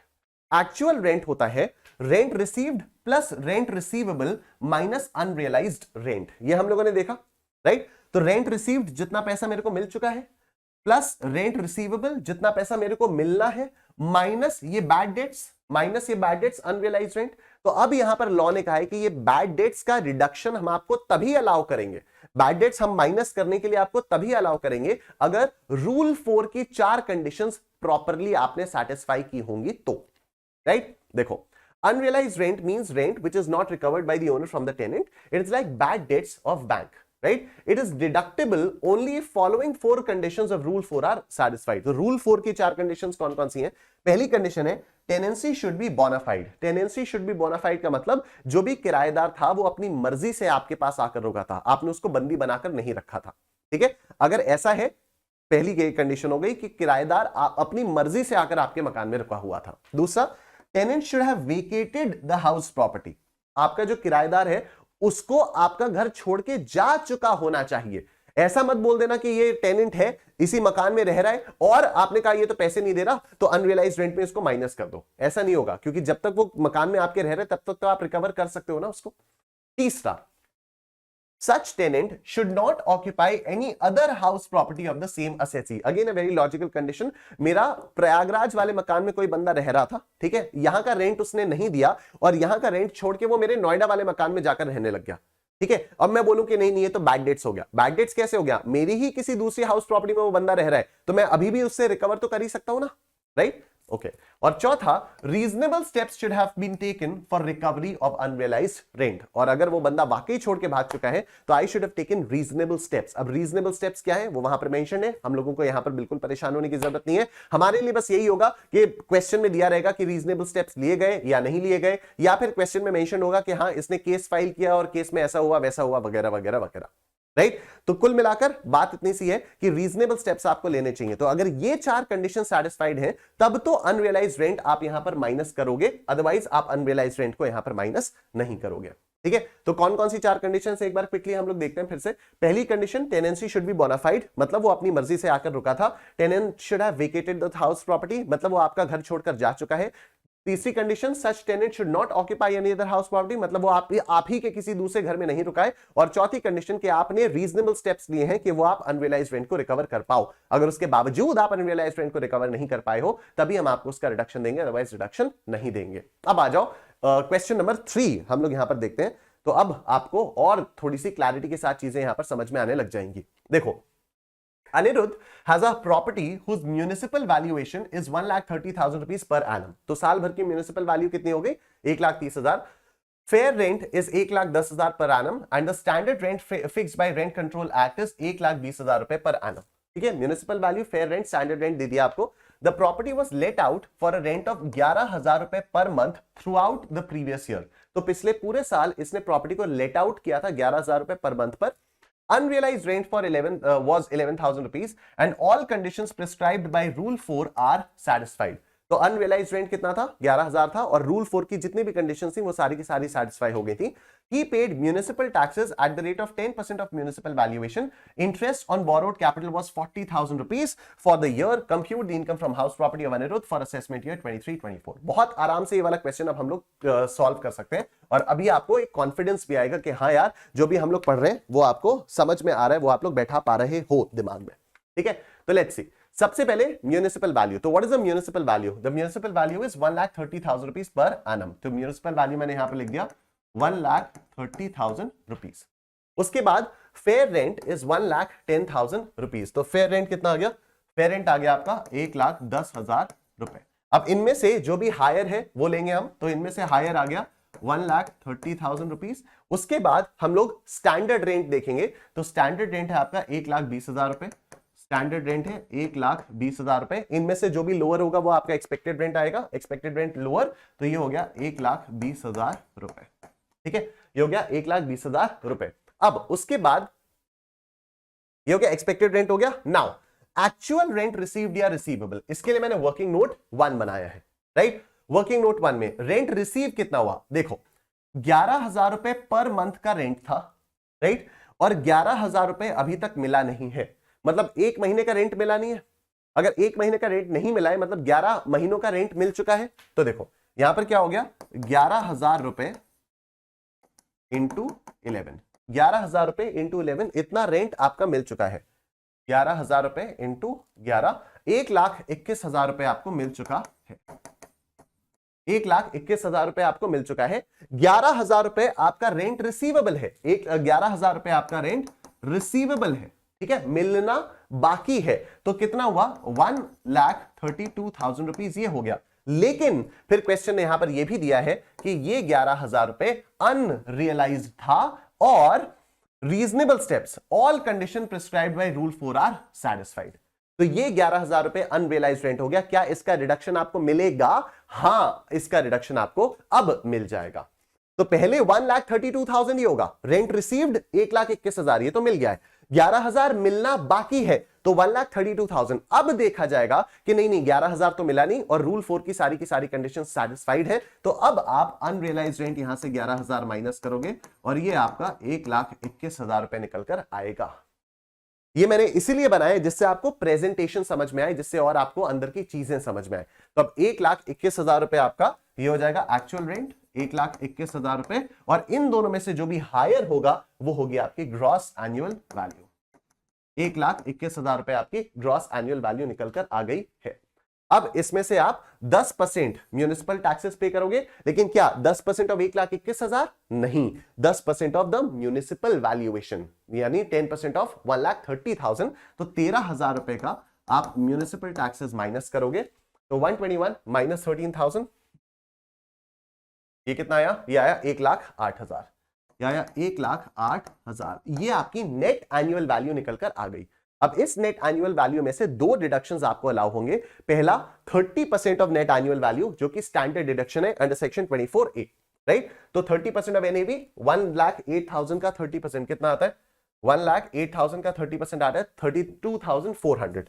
तो ये हो गया आपका 32,400, ठीक है। और आपका एक और था ना, interest on borrowed capital was 40,000 rupees. अब मेरे को एक बात बताओ, क्या पूरा 40,000 रुपए का इंटरेस्ट का रिडक्शन मिल जाएगा? The answer is yes. क्यों? क्योंकि ये एक लेट आउट प्रॉपर्टी है, ठीक है। ये लेट आउट प्रॉपर्टी है, पूरे साल के लिए लेट आउट प्रॉपर्टी थी। तो लेट आउट प्रॉपर्टी में इंटरेस्ट ऑन लोन की कोई लिमिट नहीं है, अनलिमिटेड इंटरेस्ट ऑन लोन आपका अलाउ हो जाता है। तो यहां पर हम वो स्पेशल केस और नॉर्मल केस वाला नहीं देखेंगे, यहां पर सिंपली देखेंगे लेट आउट प्रॉपर्टी है तो जितना भी आपका इंटरेस्ट ऑन लोन है पूरा का पूरा अलाउड। तो 40,000 रुपए का ये यहां पर अलाउड हो जाएगा, ठीक। तो कितना? 32,400 प्लस 40,000, 32,400 प्लस 40,000, ये आता है 72,400, ये आता है 72,400। तो 1,08,000 minus 72,400, 1,08,000 minus 72,400, this is 35,600, 35,600। This is your income from house property. I am sure आप सबको समझ में आ गया। बोलो निश्चित फॉरएवर, बोलो निश्चित फॉरएवर, निश्चित फॉरएवर, बोलो निश्चित फॉरएवर। चलो आगे चलते हैं। नेक्स्ट कॉन्सेप्ट है प्री कंस्ट्रक्शन पीरियड इंटरेस्ट और प्री एक्विजिशन पीरियड इंटरेस्ट। क्या होता है कि कई बार जब मैं लोन लेता हूं, ठीक है, मैंने लोन ले लिया मकान को कंस्ट्रक्ट करवाने के लिए। अब मकान जिस साल मैंने लोन लिया उसी साल कंस्ट्रक्ट हो जाए ऐसा जरूरी तो है नहीं, राइट? तो मकान हो सकता है कंस्ट्रक्ट होने में 2-3 साल का समय लग जाए, राइट? तो अगर, अब देखो मेरी बात एकदम सिंपल से समझना, सपोज मैंने फाइनेंशियल ईयर 17-18 में लोन लिया था, सपोज मैंने फाइनेंशियल ईयर 17-18 में लोन लिया, और ये 18-19, ये 19-20, ये 20-21, और ये 21-22, और ये हमारा चल रहा है 22-23, ये हमारा चल रहा है 22-23, ठीक है। यहां पर जो मैंने इंटरेस्ट पे किया वो सपोज 1 लाख रुपए का इंटरेस्ट था, यहां सपोज 1 लाख रुपए का इंटरेस्ट था, यहां सपोज 1 लाख रुपए का इंटरेस्ट था, यहां सपोज 1 लाख रुपए का इंटरेस्ट था, यहां सपोज 1 लाख रुपए का इंटरेस्ट था, और यहां पर कंस्ट्रक्शन मेरा कंप्लीट हुआ था, यहां पर मेरा कंस्ट्रक्शन कंप्लीट हुआ, फाइनेंशियल ईयर 22-23 में मेरा कंस्ट्रक्शन कंप्लीट हुआ था, ठीक है। तो मेरे को एक बात बताओ, जब तक मकान का कंस्ट्रक्शन कंप्लीट नहीं होगा तब तक क्या मैं मकान को किराए पर दे सकता हूं? नहीं।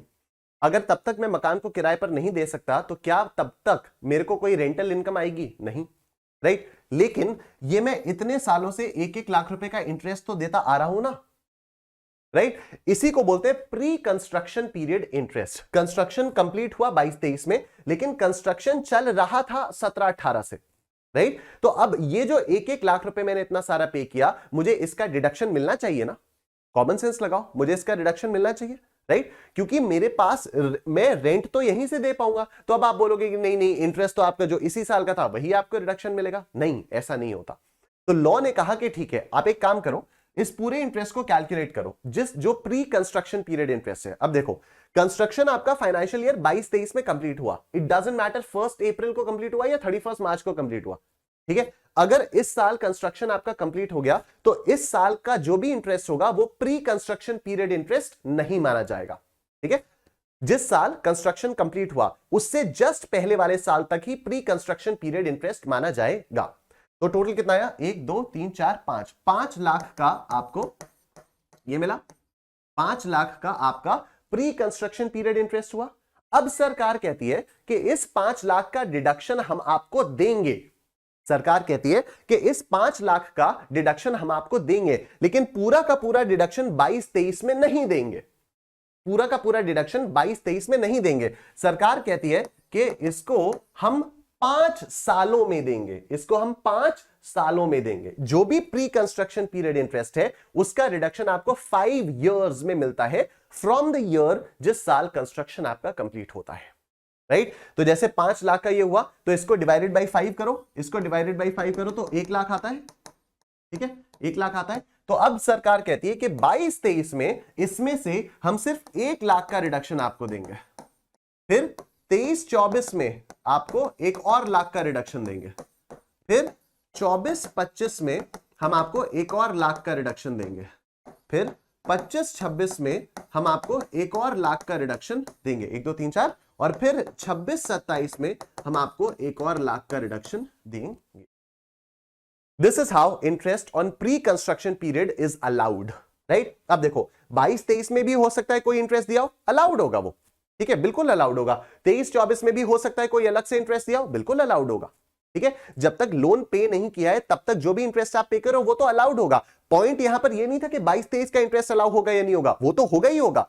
23-24 में जो भी आप इंटरेस्ट पे करोगे वो तो अलाउ होगा ही होगा। 24-25 में जो आप इंटरेस्ट पे करोगे वो तो अलाउ होगा ही होगा। इसके साथ ही साथ जो इन सालों का इंटरेस्ट है, इन पिछले 5 सालों का इंटरेस्ट है, उसको भी 5 इक्वल इंस्टॉलमेंट्स में यहां पर सरकार अलाउ कर देती है, ठीक है। कि हाँ यार यहां पर तो आप इनकम जनरेट ही नहीं कर सकते थे, लेकिन ये पैसा अगर आप खर्च ना करते तो आप इस मकान को कंस्ट्रक्ट नहीं करवा पाते। तो जितना भी प्री कंस्ट्रक्शन पीरियड इंटरेस्ट है उसका टोटल करो, उसको 5 से डिवाइड करो और आने वाले हर सब्सिक्वेंट प्रीवियस ईयर में आप उतना डिडक्शन अलाउ कर दो, राइट। आई होप ये वाली बात आपको क्लियर हो गई होगी। क्वेश्चन किया जाए, क्वेश्चन करेंगे तो आपको और क्लैरिटी के साथ चीजें समझ में आएंगी। देखो, Mr. Hari took a loan from ICICI Bank on 1st December 2019 of 12 lakh rupees at 10%. Construction got completed on 14th February 2023. Compute interest for previous year 22-23, assessment year 23-24. ठीक है, अब देखो प्री कंस्ट्रक्शन पीरियड इंटरेस्ट आपका क्या आएगा। अच्छा देखो, construction complete कब हुआ? 14 फरवरी 2023 में कंप्लीट हुआ, यानी फाइनेंशियल ईयर 22-23 में कंस्ट्रक्शन कंप्लीट हुआ, ठीक है। फाइनेंशियल ईयर 22-23 में कंस्ट्रक्शन कंप्लीट हुआ, पर फाइनेंशियल ईयर 19-20 से लोन ले लिया गया था, 19-20 से लोन ले लिया गया था। तो प्री कंस्ट्रक्शन पीरियड किसको मानेंगे? 19-20, 20-21 और 21-22। इन 3 सालों में जो भी इंटरेस्ट पे किया that will be pre construction period interest, that will be pre construction period interest. तो आओ कैलकुलेट करते हैं। 2019-20 में कितना इंटरेस्ट लगा होगा? 12 लाख का लोन है, 10% का इंटरेस्ट लगेगा। 1 दिसंबर से लिया तो 4 ही महीने का इंटरेस्ट लगेगा, तो यहां पर आ जाएगा 12%, नहीं 10%, 10% ऑफ 12 लाख इंटू 4/12, ठीक है। 10% ऑफ 12 लाख इंटू 4/12, राइट। उसके बाद 20-21 में पूरा लगेगा 10% ऑफ 12 लाख, और 21-22 में पूरा लगेगा 10% ऑफ 12, ठीक है। आओ देखते हैं इसको। तो 12 लाख का 10% इंटू 4/12, तो 19-20 में 40,000 रुपया दिया, ठीक है। फिर 12 लाख का 10% विल भी 1,20,000, और फिर यहां पर भी 1,20,000। तो प्री कंस्ट्रक्शन पीरियड इंटरेस्ट कितना आया? प्री कंस्ट्रक्शन पीरियड आ गया आपका 2,80,000 रुपए। प्री कंस्ट्रक्शन पीरियड इंटरेस्ट आ गया आपका 2,80,000 रुपए। अब इसको 5 पार्ट्स में आप डिवाइड करोगे, ठीक है। तो आपने इसको किया डिवाइडेड बाई 5, ये आया 56,000। तो हर साल 56,000 रुपीस का इंटरेस्ट आपको मिलता रहेगा। तो देखो 22-23 में 56,000 का इंटरेस्ट मिलेगा, फिर 56,000 का इंटरेस्ट आपको मिलेगा 23-24 में, फिर 24-25 में आपको 56,000 का इंटरेस्ट मिलेगा, 25-26 में आपको 56,000 का इंटरेस्ट मिलेगा, 1 2 3 4, और फिर 26-27 में भी आपको 56,000 रुपीस का इंटरेस्ट मिल जाएगा, राइट। 22-23 में आपको ये 56,000 का इंटरेस्ट क्यों मिल रहा है? क्योंकि ये प्री कंस्ट्रक्शन पीरियड इंटरेस्ट है। लेकिन अब मेरे को एक बात बताओ, क्या क्वेश्चन ने कहीं पर भी लिया है कि लोन का रीपेमेंट हुआ है? नहीं। तो लोन अगर हमने लिया हुआ है 1 दिसंबर 2019 से, तो 22-23 में भी लोन तो है ही ना, 22-23 में भी लोन तो है ही ना।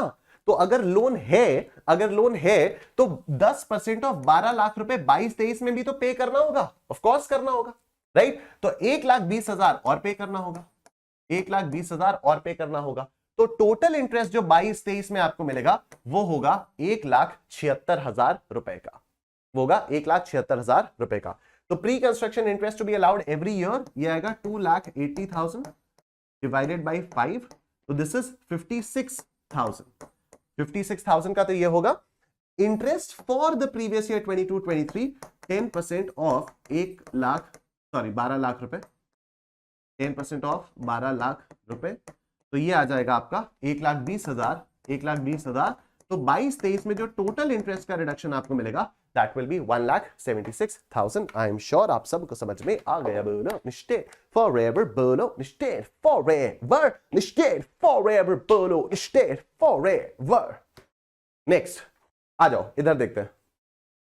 Nishtin has one house property at Tagore town in Prayagraj. He stays with his family in this house. ठीक है, तो सेल्फ ऑक्यूपाइड प्रॉपर्टी हो गई है, खुद रह रहा है, तो ये सेल्फ ऑक्यूपाइड प्रॉपर्टी है। अच्छा, ये क्वेश्चन नंबर 9 है, हम लोगों ने क्वेश्चन नंबर 4 किया था। 5, 6, 7, 8 आप अपने आप से कर सकते हो, सॉल्यूशंस आप लोगों को दिए हुए हैं, राइट। जो जो क्वेश्चंस मैं यहां पर मिस कर रहा हूं या स्किप कर रहा हूं वो सारे के सारे क्वेश्चंस के सॉल्यूशंस आपको दिए हुए हैं, और इसके इन क्वेश्चंस के जो भी क्वेश्चंस मैं यहां पर डिस्कस कर रहा हूं उनके बेसिस पर आप उन क्वेश्चंस को अपने आप से कर सकते हो, तो प्लीज कर लेना, ठीक है। देखो मैं इससे ज्यादा कुछ नहीं कर सकता, आपको पूरा का पूरा फास्ट ट्रैक मोड में मैं करवा रहा हूं, आपको क्वेश्चंस भी करवा रहा हूं, कॉन्सेप्ट्स भी बता रहा हूं और प्रॉपर्ली समझा रहा हूं, ये भी नहीं कि बस ऊपर ऊपर से बता रहा हूं, राइट। लेकिन अब क्वेश्चंस आपको मैंने आपको फ्री ऑफ कॉस्ट दे दिए, तो वो क्वेश्चंस को प्लीज सॉल्व कर लेना, वो आप ही को करना पड़ेगा, वो आप ही का काम है, राइट। आइए सर क्वेश्चन नंबर 9 देखा जाए। क्वेश्चन नंबर 9 देखते हैं। देखो, Nishtin has one house property at Tagore town in Prayagraj. He stays with his family in the house. The rent of a similar property in the neighborhood is 25,000 रुपए per month. तो ये तो self occupied property है ना। अब self occupied property है तो एक ही प्रॉपर्टी पता है चलिए अभी तो, और सेल्फ ऑक्यूपाइड प्रॉपर्टी में ग्रॉस एनुअल वैल्यू आपकी निल हो जाती है, नेट एनुअल वैल्यू भी निल होगी, राइट। चलो देखो, फेयर रेंटल वैल्यू क्या है, 25,000 है। म्यूनिसिपल वैल्यूएशन इज 23,000 रुपए पर मंथ। क्या करें म्यूनिसिपल वैल्यूएशन का, करें क्या म्यूनिसिपल वैल्यूएशन का, ठीक है। म्यूनिसिपल वैल्यूएशन का हमें कुछ करना ही नहीं है क्योंकि ये तो सेल्फ ऑक्यूपाइड प्रॉपर्टी है। अगर मैं इसको किराए पर देता तभी तो मेरे को इनकम फ्रॉम हाउस प्रॉपर्टी निकालने के लिए मुझे municipal valuation, fair rent, standard rent ये सब देखना पड़ता, तब जाके मेरा एक्सपेक्टेड रेंट आता, एक्चुअल रेंट आता। यहां पर तो एक्चुअल रेंट कुछ आ ही नहीं रहा है, एक प्रॉपर्टी उसमें मैं खुद ही रह रहा हूं, है ना। तो देखो, Nishtin has one house property at Tagore town in Prayagraj. He stays with his family in this house. The rent of a similar property in the neighborhood is 25,000 रुपए पर मंथ। हमें कोई फर्क नहीं पड़ता। The municipal valuation is 23,000 रुपए per month. हमें कोई फर्क नहीं पड़ता। Municipal taxes paid is 8,000 rupees per month. क्या इसका रिडक्शन मिल जाएगा? नहीं, इसका कोई रिडक्शन नहीं मिलेगा। जब हम रेंटल इनकम को नहीं कंसिडर कर रहे हैं तो ये इसको भी हम कंसिडर नहीं करेंगे। अच्छा आओ देखो, The house was constructed in the year 2017 with a loan of 20 lakh rupees taken from SBI Housing Finance Limited. ठीक है, ये मकान 2017 में कंस्ट्रक्ट कर लिया गया था और 20 लाख रुपए का लोन लिया गया था SBI Housing Finance Limited से। Construction was completed on 30th November 2018. ठीक है, construction was completed on 30th November 2018. अच्छा अब देखो, अगर 2017 में लिया हुआ है इसका मतलब फाइनेंशियल ईयर 2017-18 में लोन लिया था, फाइनेंशियल ईयर 2017-18 में लोन लिया था। कंस्ट्रक्शन कंप्लीट कब हुआ? कंस्ट्रक्शन कंप्लीट हुआ 30th नवंबर 2018, मतलब फाइनेंशियल ईयर 18-19 में कंस्ट्रक्शन कंप्लीट हुआ। तो प्री कंस्ट्रक्शन पीरियड यही होगा 2017-18। तो 2017-18 का जो भी इंटरेस्ट होगा वो 5 इक्वल इंस्टॉलमेंट्स में उसका रिडक्शन मिलेगा, राइट। तो 2017 में हमने 20 लाख रुपए का लोन लिया, इंटरेस्ट कितना है ये नहीं पता, चलो कोई बात नहीं। Accumulated interest up to 31 March 2018 is 1,50,000। लो बात ही खत्म। Accumulated interest up to 31 March 2018, मतलब ये आपका इस साल आपका कंस्ट्रक्शन कंप्लीट हुआ ना, तो इससे जस्ट पहले तो 31 मार्च 2018 आएगा। फाइनेंशियल ईयर 18-19 शुरू ही 1 अप्रैल 2018 से होगा, तो इससे जस्ट पहले यानी 31 मार्च 2018 तक का आपको इंटरेस्ट दिया हुआ है 1.5 लाख रुपए। राइट तो प्री कंस्ट्रक्शन पीरियड इंटरेस्ट आपका 1.5 लाख रुपए का हो गया। इसको 5 से डिवाइड करोगे तो 5 3 15, तो 30,000 रुपए हर साल आपको प्री कंस्ट्रक्शन पीरियड इंटरेस्ट का रिडक्शन मिलेगा। लेकिन सर ये तो सेल्फ ऑक्यूपाइड प्रॉपर्टी है, क्या इस पर भी इंटरेस्ट ऑन लोन का रिडक्शन मिलेगा? यस, सेल्फ ऑक्यूपाइड प्रॉपर्टीज में भी इंटरेस्ट ऑन लोन का रिडक्शन आपको मिल जाता है। नेट एनुअल वैल्यू आपकी निल आती है, ठीक है, क्योंकि एक्चुअल रेंट आपका निल है, सब कुछ निल निल निल निल आएगा, राइट तो ग्रॉस एनुअल वैल्यू निल, ग्रॉस एनुअल वैल्यू में से म्युनिसिपल टैक्सेस पेड का रिडक्शन आपको नहीं मिलता है। फिर नेट एनुअल वैल्यू निल आती है, इसमें 30% का रिडक्शन मिल ही नहीं सकता क्योंकि जीरो का 30% विल बी जीरो, लेकिन इंटरेस्ट ऑन लोन का रिडक्शन आपको मिल जाता है। ठीक है, इंटरेस्ट ऑन लोन का रिडक्शन आपको मिल जाता है। सेल्फ ऑक्यूपाइड प्रॉपर्टी में भी आपको इंटरेस्ट ऑन लोन का रिडक्शन मिल जाता है, लेकिन इसकी लिमिट होती है, जो भी होती है अभी हम लोग देखेंगे, राइट तो देखो accumulated interest for 31 March 2018 1.5 lakh रुपए, तो हर साल 30-30 हजार रुपए का रिडक्शन मिलेगा। मतलब 2018-19, फिर 19-20, फिर 20-21, फिर 21-22 और फिर 22-23।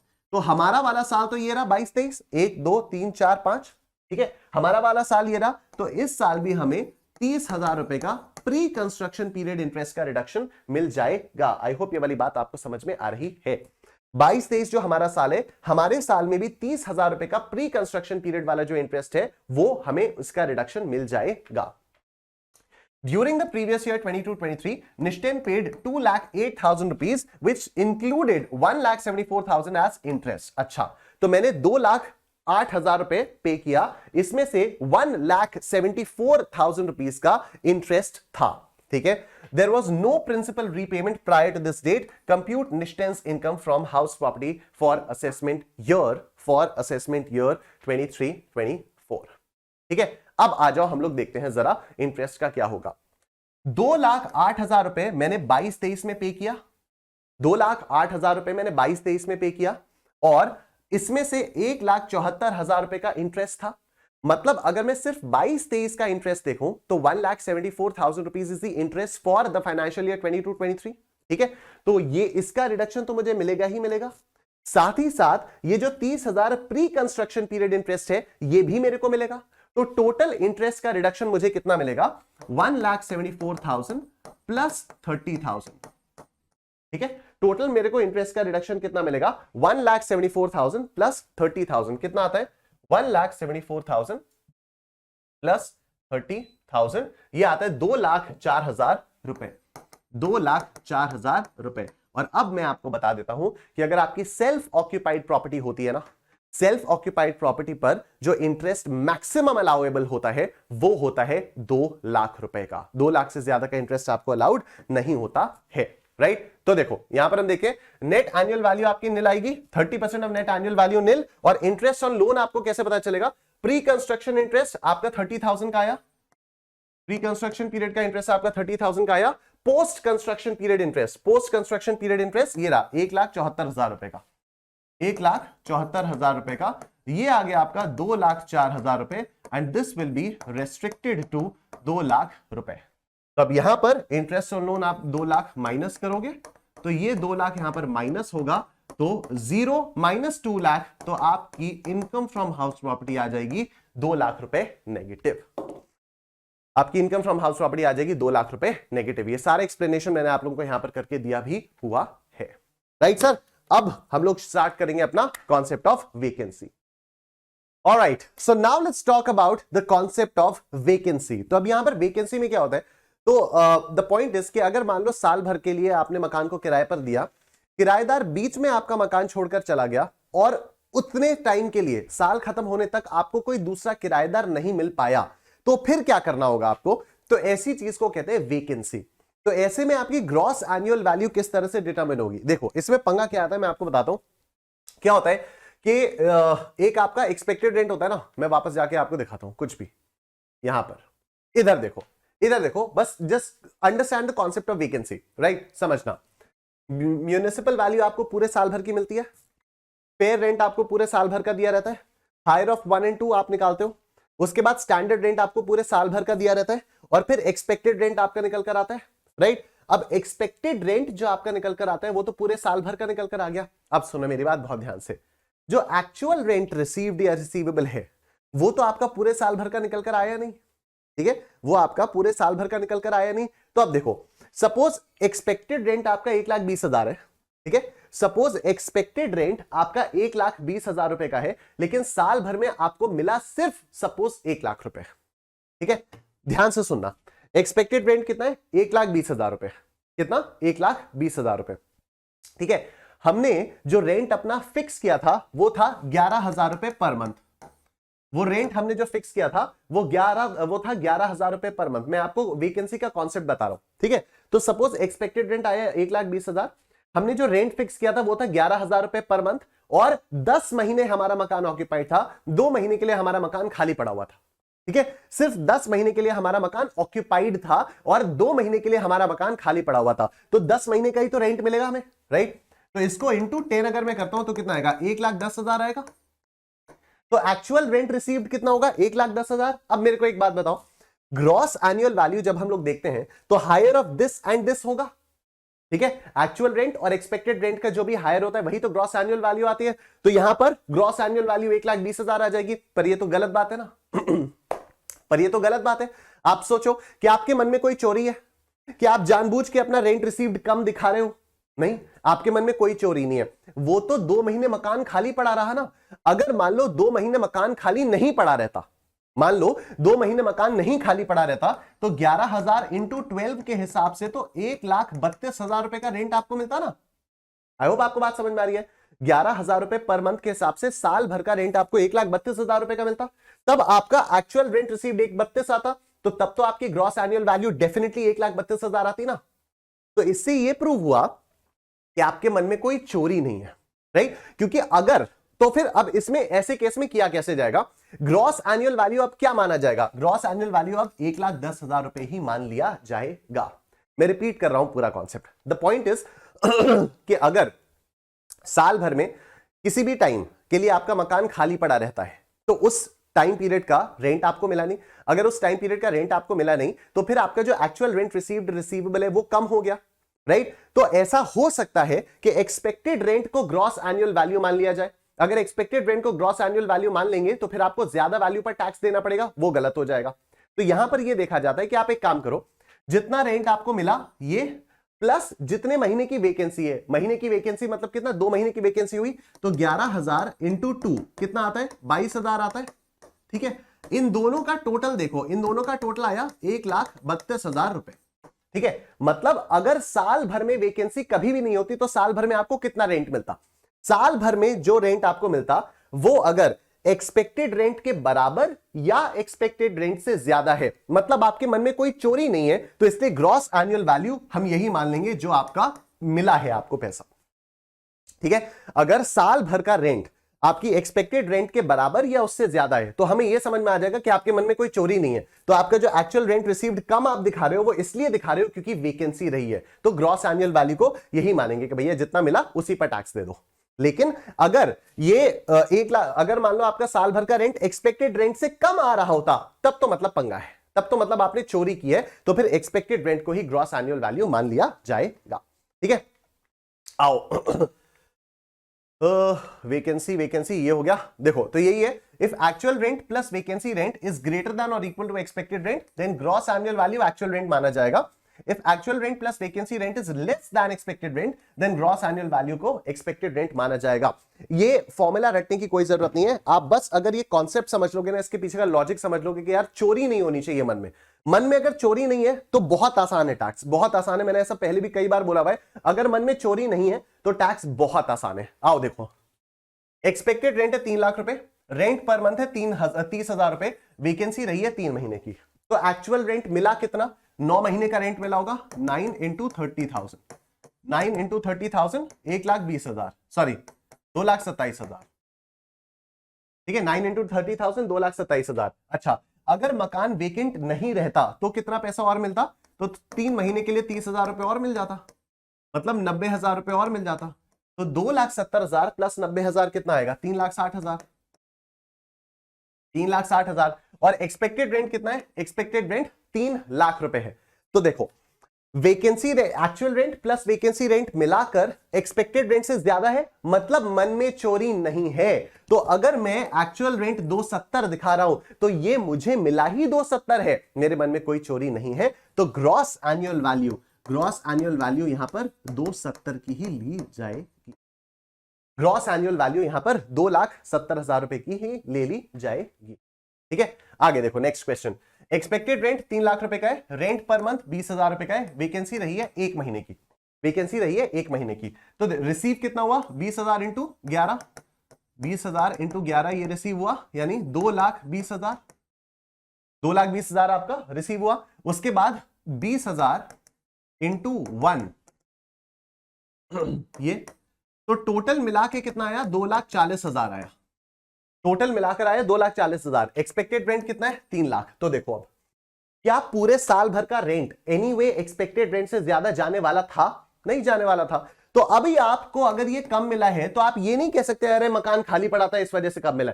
अरे मकान खाली नहीं भी पड़ा रहता तब भी कौन सा तुम एक्सपेक्टेड रेंट से ज्यादा दिखा रहे हो, तुम तो चोरी कर रहे हो। तो फिर ग्रॉस एनुअल वैल्यू यही मानी जाएगी। तो यहां पर ग्रॉस एनुअल वैल्यू हो जाएगा 3 लाख रुपए। यहां पर ग्रॉस एनुअल वैल्यू आपकी 3 लाख रुपए की हो जाएगी। ठीक है, उसके बाद नेक्स्ट कॉन्सेप्ट जो हमारे पास आता है वो पार्टली लेट आउट वाला कॉन्सेप्ट आता है। और पार्टली लेट आउट प्रॉपर्टी उसमें एरिया वाइज। ठीक है, एरिया वाइज का मतलब क्या हो गया कि सपोज मेरे पास एक मकान है, ठीक है, हर कमरा इक्वल फ्लोर स्पेस का है, हर कमरे का जो एरिया है वो एग्जैक्टली सेम है। तो अभी मैंने क्या किया कि एक कमरे में मैं खुद रह रहा हूं, एक कमरा मैंने किराए पर दे दिया, राइट। तो जिस कमरे में मैं खुद रह रहा हूं वो तो सेल्फ ऑक्यूपाइड हो गया, और जिस कमरे को मैं किराए पर दे रहा हूं उस कमरे से मेरे को रेंटल इनकम आएगी। तो मुझे जब इनकम फ्रॉम हाउस प्रॉपर्टी निकालनी होगी तो उसी हिसाब से मेरे को बाकी सारी चीजों का बाइफिकेशन करना होगा। ठीक है, आओ देखो। If some area of house property is let out and remaining area is self-occupied, then let out portion is treated as let out property and self-occupied portion is treated as self-occupied property. In this case, municipal value, fair rent, standard rent, municipal taxes, interest on loan shall be divided between SOP and LOP on area basis. ठीक है, municipal value आपको पूरे मकान की दी रहेगी, लेकिन उस municipal value को आपको तोड़ना होगा कि सेल्फ ऑक्यूपाइड प्रॉपर्टी के लिए कितनी म्यूनिसिपल वैल्यू है और लेट आउट प्रॉपर्टी के लिए कितनी म्यूनिसिपल वैल्यू है। इस तरह से आपको करके देखना होगा। ठीक है, ठीक है, तो इसमें तो कोई पंगा हुआ ही नहीं बिल्कुल भी कि आपका जो भी, क्योंकि म्यूनिसिपल वैल्यूएशन जो भी आपको वो पूरी प्रॉपर्टी की दी हुई होगी। तो आप उसको ऐसे करोगे कि सपोज 30% एरिया लेट आउट है और 70% एरिया सेल्फ ऑक्यूपाइड है, तो आप सिर्फ 30% of the municipal value he consider करोगे व्हाइल सॉल्विंग द क्वेश्चंस। ठीक है, अब देखो इंटरेस्ट ऑन लोन में यहां पर क्या आ जाता है, तो इंटरेस्ट ऑन लोन जितना भी लेट आउट पोर्शन का है वो तो पूरा का पूरा अलाउड हो जाएगा, जितना भी लेट आउट पोर्शन का है वो तो पूरा का पूरा अलाउड हो जाएगा, और जितना भी सेल्फ ऑक्यूपाइड पोर्शन का है उसमें ये वाला लग जाएगा 3 लाख या 30,000 या 2 लाख वाला। जो अभी थोड़ी देर पहले हम लोगों ने कंडीशंस देखी ना कि सेल्फ ऑक्यूपाइड में अगर स्पेशल केस आता है, स्पेशल केस में कौन सा 1 अप्रैल 99 के बाद लोन लिया हो, परचेज और कंस्ट्रक्शन के लिए लिया हो, 5 साल के अंदर कंस्ट्रक्ट हो गया तो 2 लाख, अदरवाइज 30,000। तो वहां पर ये वाली चीज आप लोगों की लग जाएगी, राइट। अभी इससे रिलेटेड हम लोग क्वेश्चन करेंगे तो आपको और कायदे से चीज समझ में आएंगी। Let's look at this question. Mister X owns one residential house in Mumbai. Mister X के पास एक रेजिडेंशियल हाउस मुंबई में है। The house is having 2 identical units, तो दो उसकी सेम टाइप की यूनिट्स है। First unit of the house is self-occupied by Mr. X and another unit is rented for 8,000 rupees per month. तो दो आइडेंटिकल यूनिट्स हैं, एक यूनिट में वो खुद रह रहा है, एक यूनिट को रेंट आउट कर रखा है। The rented unit was vacant for 2 months during the year. तो जो यूनिट को रेंट पे कर रखा था वो 2 महीने के लिए वेकेंट थी, ठीक है। तो 8 into 10 10 ही महीने के लिए ऑक्यूपाइड थी, तो 80,000 इसको रेंट मिला, ठीक है, 80,000 रेंट मिला। The particulars of the house for the previous year 22-23 are as under. अब इधर देखो, जो आपका स्टैंडर्ड रेंट है वो है 1,62,000 रुपए पर एनम। अब ये तो पूरे साल का रेंट हुआ ना, ये जो 1,62,000 रुपए है ये पहली बात तो पूरे साल का हुआ और दूसरी बात पूरे मकान का हुआ। उस मकान के अंदर 2 आइडेंटिकल यूनिट्स हैं, तो सिर्फ लेट आउट प्रॉपर्टी का अगर हम लोग देखेंगे तो इसको डिवाइडेड बाई 2 करके देखना पड़ेगा, ठीक है। वो आपको बात समझ में आ रही है। पूरे मकान का ये जो स्टैंडर्ड रेंट आपको दिया हुआ है ये है साल भर का 1,62,000 रुपीज, राइट। हमें पूरे मकान को हमने 2 आइडेंटिकल यूनिट्स में बांटा है, जिसमें से एक सेल्फ ऑक्यूपाइड है तो उसके लिए तो 0 हो जाएगा, और जो लेट आउट वाली है, लेट आउट के लिए इसको डिवाइडेड बाय 2 करेंगे, राइट। सिमिलरली ये जो म्यूनिसिपल वैल्यूएशन है 1,90,000 रुपए, इसको भी डिवाइडेड बाई 2 करेंगे क्योंकि सिर्फ लेट आउट प्रॉपर्टी में देखा जाएगा, सेल्फ ऑक्यूपाइड में नहीं देखा जाएगा। फिर ये जो फेयर रेंट है इसको भी डिवाइडेड बाई 2 करेंगे क्योंकि वंस अगेन ये सिर्फ लेट आउट वाली प्रॉपर्टी के लिए कंसिडर किया जाएगा। फिर ये जो municipal taxes paid by x है 15% ऑफ द म्यूनिसिपल वैल्यू। तो अब आपके पास दो ऑप्शंस हैं, या तो 15% इसका निकालो 1,90,000 का, म्यूनिसिपल वैल्यू यही है, देखो म्यूनिसिपल वैल्यूएशन 1,90,000, तो या तो आप 15% ऑफ 1,90,000 निकालो फिर डिवाइडेड बाई 2 करो, या 1,90,000 डिवाइडेड बाई 2 जो किया उसी का 15% निकालो, एक ही तरह एक ही बात है। लाइट एंड वाटर चार्जेस 500 रुपए पर मंथ, इसको करेंगे ignore. Interest on borrowed capital 1,500 rupees per month, right. अब देखो सेल्फ ऑक्यूपाइड प्रॉपर्टी का भी जो इंटरेस्ट ऑन बोरोड कैपिटल होता है, जो इंटरेस्ट ऑन लोन होता है, उसका डिडक्शन तो मिलता ही मिलता है, 2 लाख तक का मिल जाता है, राइट। तो अब देखो 1,500 रुपीज पर मंथ पूरी प्रॉपर्टी का वो है इंटरेस्ट ऑन बोरोड कैपिटल है, तो 1,500 डिवाइड इंटू 12 अगर हम लोग करते हैं, अगर 1,500 इंटू 12 हम लोग करते हैं तो कितना आता है, टोटल 18,000 आता है, डिवाइडेड बाई 2 करेंगे, 9,000 सेल्फ ऑक्यूपाइड का, 9,000 रेंटेड आउट वाली प्रॉपर्टी का, लेट आउट प्रॉपर्टी का, ठीक है, ये भी हो गया। उसके बाद क्या आता है यहां पर, लीज मनी, इसको इग्नोर किया जाएगा, इंश्योरेंस चार्जेस को इग्नोर किया जाएगा, रिपेयर्स को इग्नोर किया जाएगा। Compute income from house property of mister x for assessment year 23-24। तो वेरी सिंपल क्वेश्चन, आप इस तरह से बनाओगे, पहले सेल्फ ऑक्यूपाइड प्रॉपर्टी और late out property. Self occupied property में म्यूनिसिपल वैल्यू निल, फेयर रेंट निल, हायर निल, उसके बाद स्टैंडर्ड रेंट कुछ भी नहीं, एक्सपेक्टेड रेंट कुछ भी नहीं, एक्चुअल रेंट रिसीव्ड कुछ भी नहीं, उसके बाद आपकी ग्रॉस एनुअल वैल्यू कुछ भी नहीं, फिर आपके म्यूनिसिपल टैक्सेस पेड कुछ भी नहीं, फिर नेट एनुअल वैल्यू कुछ भी नहीं। नेट एनुअल वैल्यू में 30% वाला डिडक्शन कुछ भी नहीं, और यहां पर इंटरेस्ट ऑन लोन आपका 9,000 रुपए का निकल कर आ जाएगा। अभी हम लोगों ने कैलकुलेट किया, ठीक है ना, इंटरेस्ट ऑन लोन हम लोगों ने अभी तो कैलकुलेट किया कि 1,500 रुपीज पर मंथ है, तो पर मंथ है तो वो पूरे मकान का है, तो 18,000 पूरे मकान का है। सेल्फ ऑक्यूपाइड प्रॉपर्टी वाला कितना पोर्शन, 9,000, और लेट आउट प्रॉपर्टी वाला पोर्शन कितना, वो भी 9,000। तो ये तो दोनों में आपको डिडक्शन इसका मिल जाता है, 9,000 का डिडक्शन आपको मिल जा रहा है, राइट। अब आओ लेट आउट प्रॉपर्टी में देखते हैं। तो सबसे पहले म्यूनिसिपल वैल्यू, तो म्यूनिसिपल वैल्यू कितनी है, 1,90,000 है, लेकिन हम इसको डिवाइडेड बाई 2 करके लेंगे, तो 1,90,000 डिवाइडेड बाई 2, ये कितना आता है, 95,000 आता है। तो म्यूनिसिपल वैल्यूएशन आ गई 95,000। उसके बाद हम लोग क्या देखते हैं, उसके बाद फेयर रेंट देखते हैं। तो फेयर रेंट कितना है, फेयर रेंट है 1,85,000 रुपीज पर एनम। तो म्यूनिसिपल, तो ये फेयर रेंट आया आपका 1,85,000 रुपीज पर एनम, इसको डिवाइडेड बाई 2 करेंगे, तो 1,85,000 रुपीज डिवाइडेड बाई 2, ये हो गया 92,500, ठीक है, ये 92,500 आपका इधर आएगा, फेयर रेंट 92,500। अरे क्या दिक्कतें हो जा रही हैं, 92,500 ये आ गया। अब इन दोनों में से जो भी हायर होगा वो लेंगे, तो हायर कौन सा होता है, हायर होता है 95,000।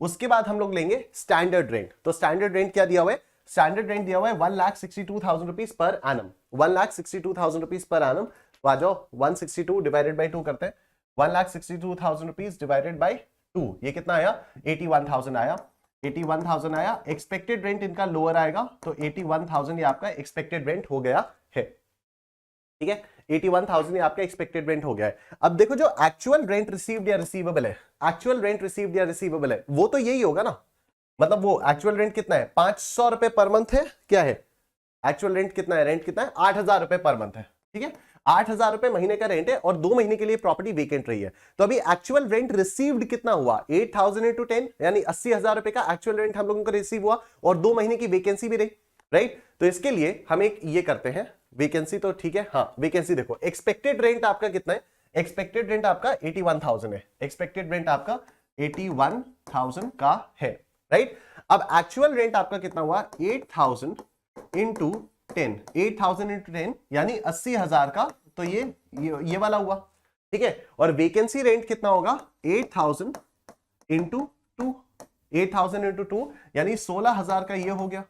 तो अगर मान लो वेकेंसी नहीं होती तो हमारा टोटल रेंट कितना आता, अगर वेकेंसी नहीं होती तो हमारा टोटल रेंट 96,000 आता, जो कि एनीवे एक्सपेक्टेड रेंट से ज्यादा होता, ठीक है। अब आप ये मत सोचना कि इसको भी डिवाइडेड बाई 2 करोगे, ऑब्वियसली नॉट, क्योंकि 8,000 रुपए अगर मैं चार्ज कर रहा हूं यहां पर, जैसे यहां पर लिखा हुआ है 8,000 रुपए मैं चार्ज कर रहा हूं, तो ये 8,000 रुपए मेरे को जो भी किराएदार आएगा वो उसी यूनिट का तो देगा जिस यूनिट में वो रह रहा है, पूरे मकान का थोड़ी 8,000 रुपए दे देगा मेरे को, या पूरे मकान का किराया थोड़ी देगा। आप कॉमन सेंस से सोचो, अगर आप किसी के मकान में रहने जाते हो, राइट? उस मकान में आपको अगर पूरा मकान दे दिया किराए पर तो आप ज्यादा रेंट दोगे, लेकिन अगर आपको सिर्फ एक कमरा दिया गया या आपको 2 कमरे दिए गए तो आप उसी हिसाब से तो रेंट दोगे, राइट? तो जो रेंट अमाउंट होता है even partly late out property का, तो रेंट को आप डिवाइड नहीं करते हो, क्योंकि रेंट तो उतनी ही प्रॉपर्टी का मिलेगा ना जिस प्रॉपर्टी में वो रह रहा है। तो यहां पर 8,000 रुपए पर महीना वो उसी प्रॉपर्टी के लिए दे रहा है जिस प्रॉपर्टी में वो रह रहा है, जिस यूनिट में वो रह रहा है उसी यूनिट के लिए वो 8,000 रुपए महीने का दे रहा है, राइट? तो इसको हम लोग डिवाइडेड बाय 2 वगैरह नहीं करेंगे। देखो अब क्या हुआ कि अगर मान लो वेकेंसी नहीं होती तो 96,000 का रेंट होता, which would have been more than the expected rent and hence the gross annual value would have been 96,000। लेकिन अभी क्योंकि ये वेकेंसी रही है इसलिए हमें पैसा कितना मिला है, हमें पैसा 80,000 मिला है। तो ग्रॉस एनुअल वैल्यू क्या होनी चाहिए, ग्रॉस एनुअल वैल्यू 80,000 होनी चाहिए, क्योंकि ये मेरा चोरी का इंटेंशन नहीं है, मेरा चोरी का इंटेंशन नहीं है। तो सिंस ये क्या बोलते हैं इसको, actual rent plus vacancy rent is greater then expected rent, जो ग्रॉस एनुअल वैल्यू है दैट इज एक्चुअल रेंट। तो ये हो जाएगा 80,000, ये हो गया आपका 80,000, ठीक है? तो एक्चुअल रेंट रिसीव्ड या रिसीवेबल ये तो 80,000 आ गया, और ग्रॉस एनुअल वैल्यू भी आपकी 80,000 रुपीस की आ गई है, ठीक है? Gross annual value working note 1 से आपकी 80,000 रुपीस की आ गई है। म्यूनिसिपल टैक्सेस कुछ पे किए गए हैं क्या? म्यूनिसिपल टैक्सेस यहां पर तो थे ना, हाँ 15% ऑफ म्यूनिसिपल वैल्यू, ठीक है? तो यहां पर म्यूनिसिपल वैल्यू क्या थी, 95,000, तो 95,000 का 15%, 95,000 का 15%, 14,250, 14,250 यहां पर पे किया गया। तो जो नेट एनुअल वैल्यू आएगी वो कितने की आएगी, 80,000 minus MRC, this is equal to 65,750, 65,750। अब इसका 30% आप लोग लोगे, जो फ्लैट डिडक्शन है इसका 30% कितना आता है, इसका 30% आता है 19,725। तो 19,725 ये हो गया लेस में, और 9,000 ये हो गया लेस में। तो इधर सेल्फ ऑक्यूपाइड प्रॉपर्टी से जो इनकम फ्रॉम हाउस प्रॉपर्टी आई वो तो 9,000 का लॉस आया ही आया। यहां कितना आया, 65,750, 65,750 माइनस 19,725 माइनस 9,000, तो यहां पर आ गया 37,025, यहां पर आ गया आपका 37,025। तो नेट इनकम कितनी आ गई, 37,025 माइनस 9,000, माइनस 9,000, और ये आ गया आपका 28,025। तो 28,025 is your net income from house property, ठीक है sir? 28,025 is your net income from house property. आओ नेक्स्ट कॉन्सेप्ट की तरफ देखते हैं। अभी हम लोगों ने देखा partly late out property area wise, ठीक है? कि 50% एरिया पे मैं रह रहा हूं, 50% एरिया पे तू रह रहा है। इससे रिलेटेड बाकी जो भी क्वेश्चंस आपके नोट्स में दिए हैं उनको प्लीज आप लोग अपने आप से कर लीजिएगा, ठीक है? जो भी क्वेश्चंस मैं यहां पर आप लोगों को करवाता हूं वो डेमोन्स्ट्रेटिव पर्पस के लिए होते हैं कि आपने अगर ये कर लिया तो you know the concept now, but उससे रिलेटेड और बाकी सारे क्वेश्चंस जिससे आपकी प्रैक्टिस हो वो मैंने आप लोगों को नोट्स में करके दिए हुए हैं, तो प्लीज उनकी प्रैक्टिस आप लोग कर लेना सॉल्यूशंस के साथ दिए हुए, ठीक है? तो देखो, if property is let out for some period and self occupied for the remaining period, then such property is treated as let out property only। अब मैं आपको बता देता हूं टाइम वाइज का मतलब क्या है। टाइम वाइज का मतलब है मेरे पास एक मकान है, ठीक है? साल भर में मैंने उसको 6 महीने के लिए किराए पर दिया, 6 महीने में खुद रहा, ठीक है? How is this different from what we just studied? What we just studied was कि मेरे पास एक मकान है, उसके एक कमरे में मैं रह रहा हूं, दूसरे कमरा को मैंने किराए पर दे रखा है, राइट? तो ये एरिया, मकान का जो पूरा एरिया है उसमें से थोड़े एरिया में मैं खुद रह रहा हूं और थोड़ा सा एरिया मैंने किराए पर दे दिया है। यहां पर क्या है कि मकान जो है मेरा वो उस पूरे मकान में कुछ महीनों के लिए मैं रह रहा हूं और कुछ महीनों के लिए कोई और रह रहा है। तो यहां पर ये बोला हुआ है कि even if it is late out for even 1 day, अगर पूरे साल में आपने एक भी दिन के लिए मकान को किराए पर दिया तो हम मानेंगे कि मकान पूरा का पूरा 12 महीने किराए पर ही था, ठीक है? उसको डीम्ड लेट आउट मान के ही उसमें आप लोग कैलकुलेशन आगे करोगे। तो this is the law behind it. Law क्या है कि अगर आपने एक भी दिन के लिए उसको किराए पर दिया तो हम पूरे साल भर के लिए उसको किराए पर दिया हुआ ही मानेंगे। हम इसमें ऐसा नहीं करेंगे कि चलो 6 महीने के लिए अपना हो गया, 6 महीने के लिए किसी और का हो गया, नहीं, इसको इस तरह से नहीं देखा जाएगा, राइट? तो यही वाली बात है। अब आ जाओ इससे रिलेटेड क्वेश्चन करते हैं। तो आप आ जाओ क्वेश्चन नंबर 16 पर। क्वेश्चन नंबर 16 आपके नोट्स में होगा, उसमें मैंने जगह भी खाली छोड़ी हुई होगी, तो उसमें आप लोग आ जाओ, देखो इसको। Ganesh has a property whose municipal valuation is 2,50,000 rupees per annum. Fair rent is 2 lakh rupees per annum, and the standard rent fixed by Rent Control Act is 2,10,000 rupees per annum. The property was let out for a rent of 20,000 rupees per month. However, the tenant vacated the property on 31st January 2023. 31st January 2023 को vacate कर दिया. अभी भी 2 महीने बाकी हैं साल में. Unrealized rent was 20,000 rupees and all conditions prescribed by Rule 4 are satisfied. ठीक है, तो ये काफी कॉम्प्रिहेंसिव क्वेश्चन है. ठीक है, कि यहां पर अनरियलाइज्ड रेंट भी है. तो अब आ जाओ, उससे रिलेटेड भी चीजें देखेंगे. He paid municipal taxes at 8% of municipal valuation. Interest on borrowed capital was 65,000 rupees for the year. Compute income from house property of Ganesh for assessment year 23-24. ठीक है, अरे तो इसमें तो वो आया ही नहीं, इसमें तो खुद से रहा ही नहीं, इसमें तो कोई पंगा ही नहीं है. ये तो partly let out time wise वाला क्वेश्चन ही नहीं हुआ. ये तो अपने आप ही रुक जाएगा ना. इसमें टाइम वाइज वाला क्या है? चलो ठीक है, कोई बात नहीं. ठीक है, कोई इशू नहीं है. ठीक है, प्रैक्टिस हो जाएगी. आगे पीछे वाले क्वेश्चंस आप अपने आप से कर लेना, इसमें कोई प्रॉब्लम नहीं है. तो बड़ा सही क्वेश्चन है, आ जाओ देखते हैं इसको. तो हम लोगों को निकालना है म्यूनिसिपल वैल्यू क्या होगी. म्यूनिसिपल वैल्यू कितनी दी हुई है? म्यूनिसिपल वैल्यू आपको दी हुई है 2,50,000 रुपीज पर एनम. ठीक है, म्यूनिसिपल वैल्यू आपको दी हुई है 2,50,000 रुपीज, 2,50,000 रुपीज. उसके बाद फेयर रेंट कितना दिया हुआ है? फेयर रेंट आपको दिया है 2 लाख रुपए का. फेयर रेंट आपको दिया हुआ है 2 लाख रुपए का. इन दोनों में से जो भी हायर है वो आएगा आपका क्या आएगा? वो आपका ये आएगा आपका हायर. बस इसको कोई नाम नहीं है, बस इन दोनों में से जो भी हायर होगा इसको हम लोग कंट्रोल करेंगे स्टैंडर्ड रेंट से. स्टैंडर्ड रेंट आपको दिया हुआ है 2,10,000 रुपए पर एनम का. और इन दोनों में से जो लोअर होगा that will be your expected rent. उसके बाद रेंट रिसीव्ड कितना है? अब देखो रेंट रिसीव्ड कितना है, देखना, ध्यान देना. रेंट रिसीव्ड हुआ 20,000 रुपए इंटू 10, क्योंकि प्रॉपर्टी वेकेट कर दी गई थी 31st जनवरी 2023 को. ठीक है, प्रॉपर्टी को वेकेट कर दिया गया था 31st जनवरी 2023 को. राइट, तो 10 महीनों के लिए 20,000 रुपए पर आपको एक्चुअल रेंट मिला. तो एक्चुअल रेंट कितना मिला? 20,000 रुपए इंटू 10. एक्चुअल रेंट मिला आपको 20,000 रुपए इंटू 10, यानी कितना हुआ ये? 2 लाख रुपए.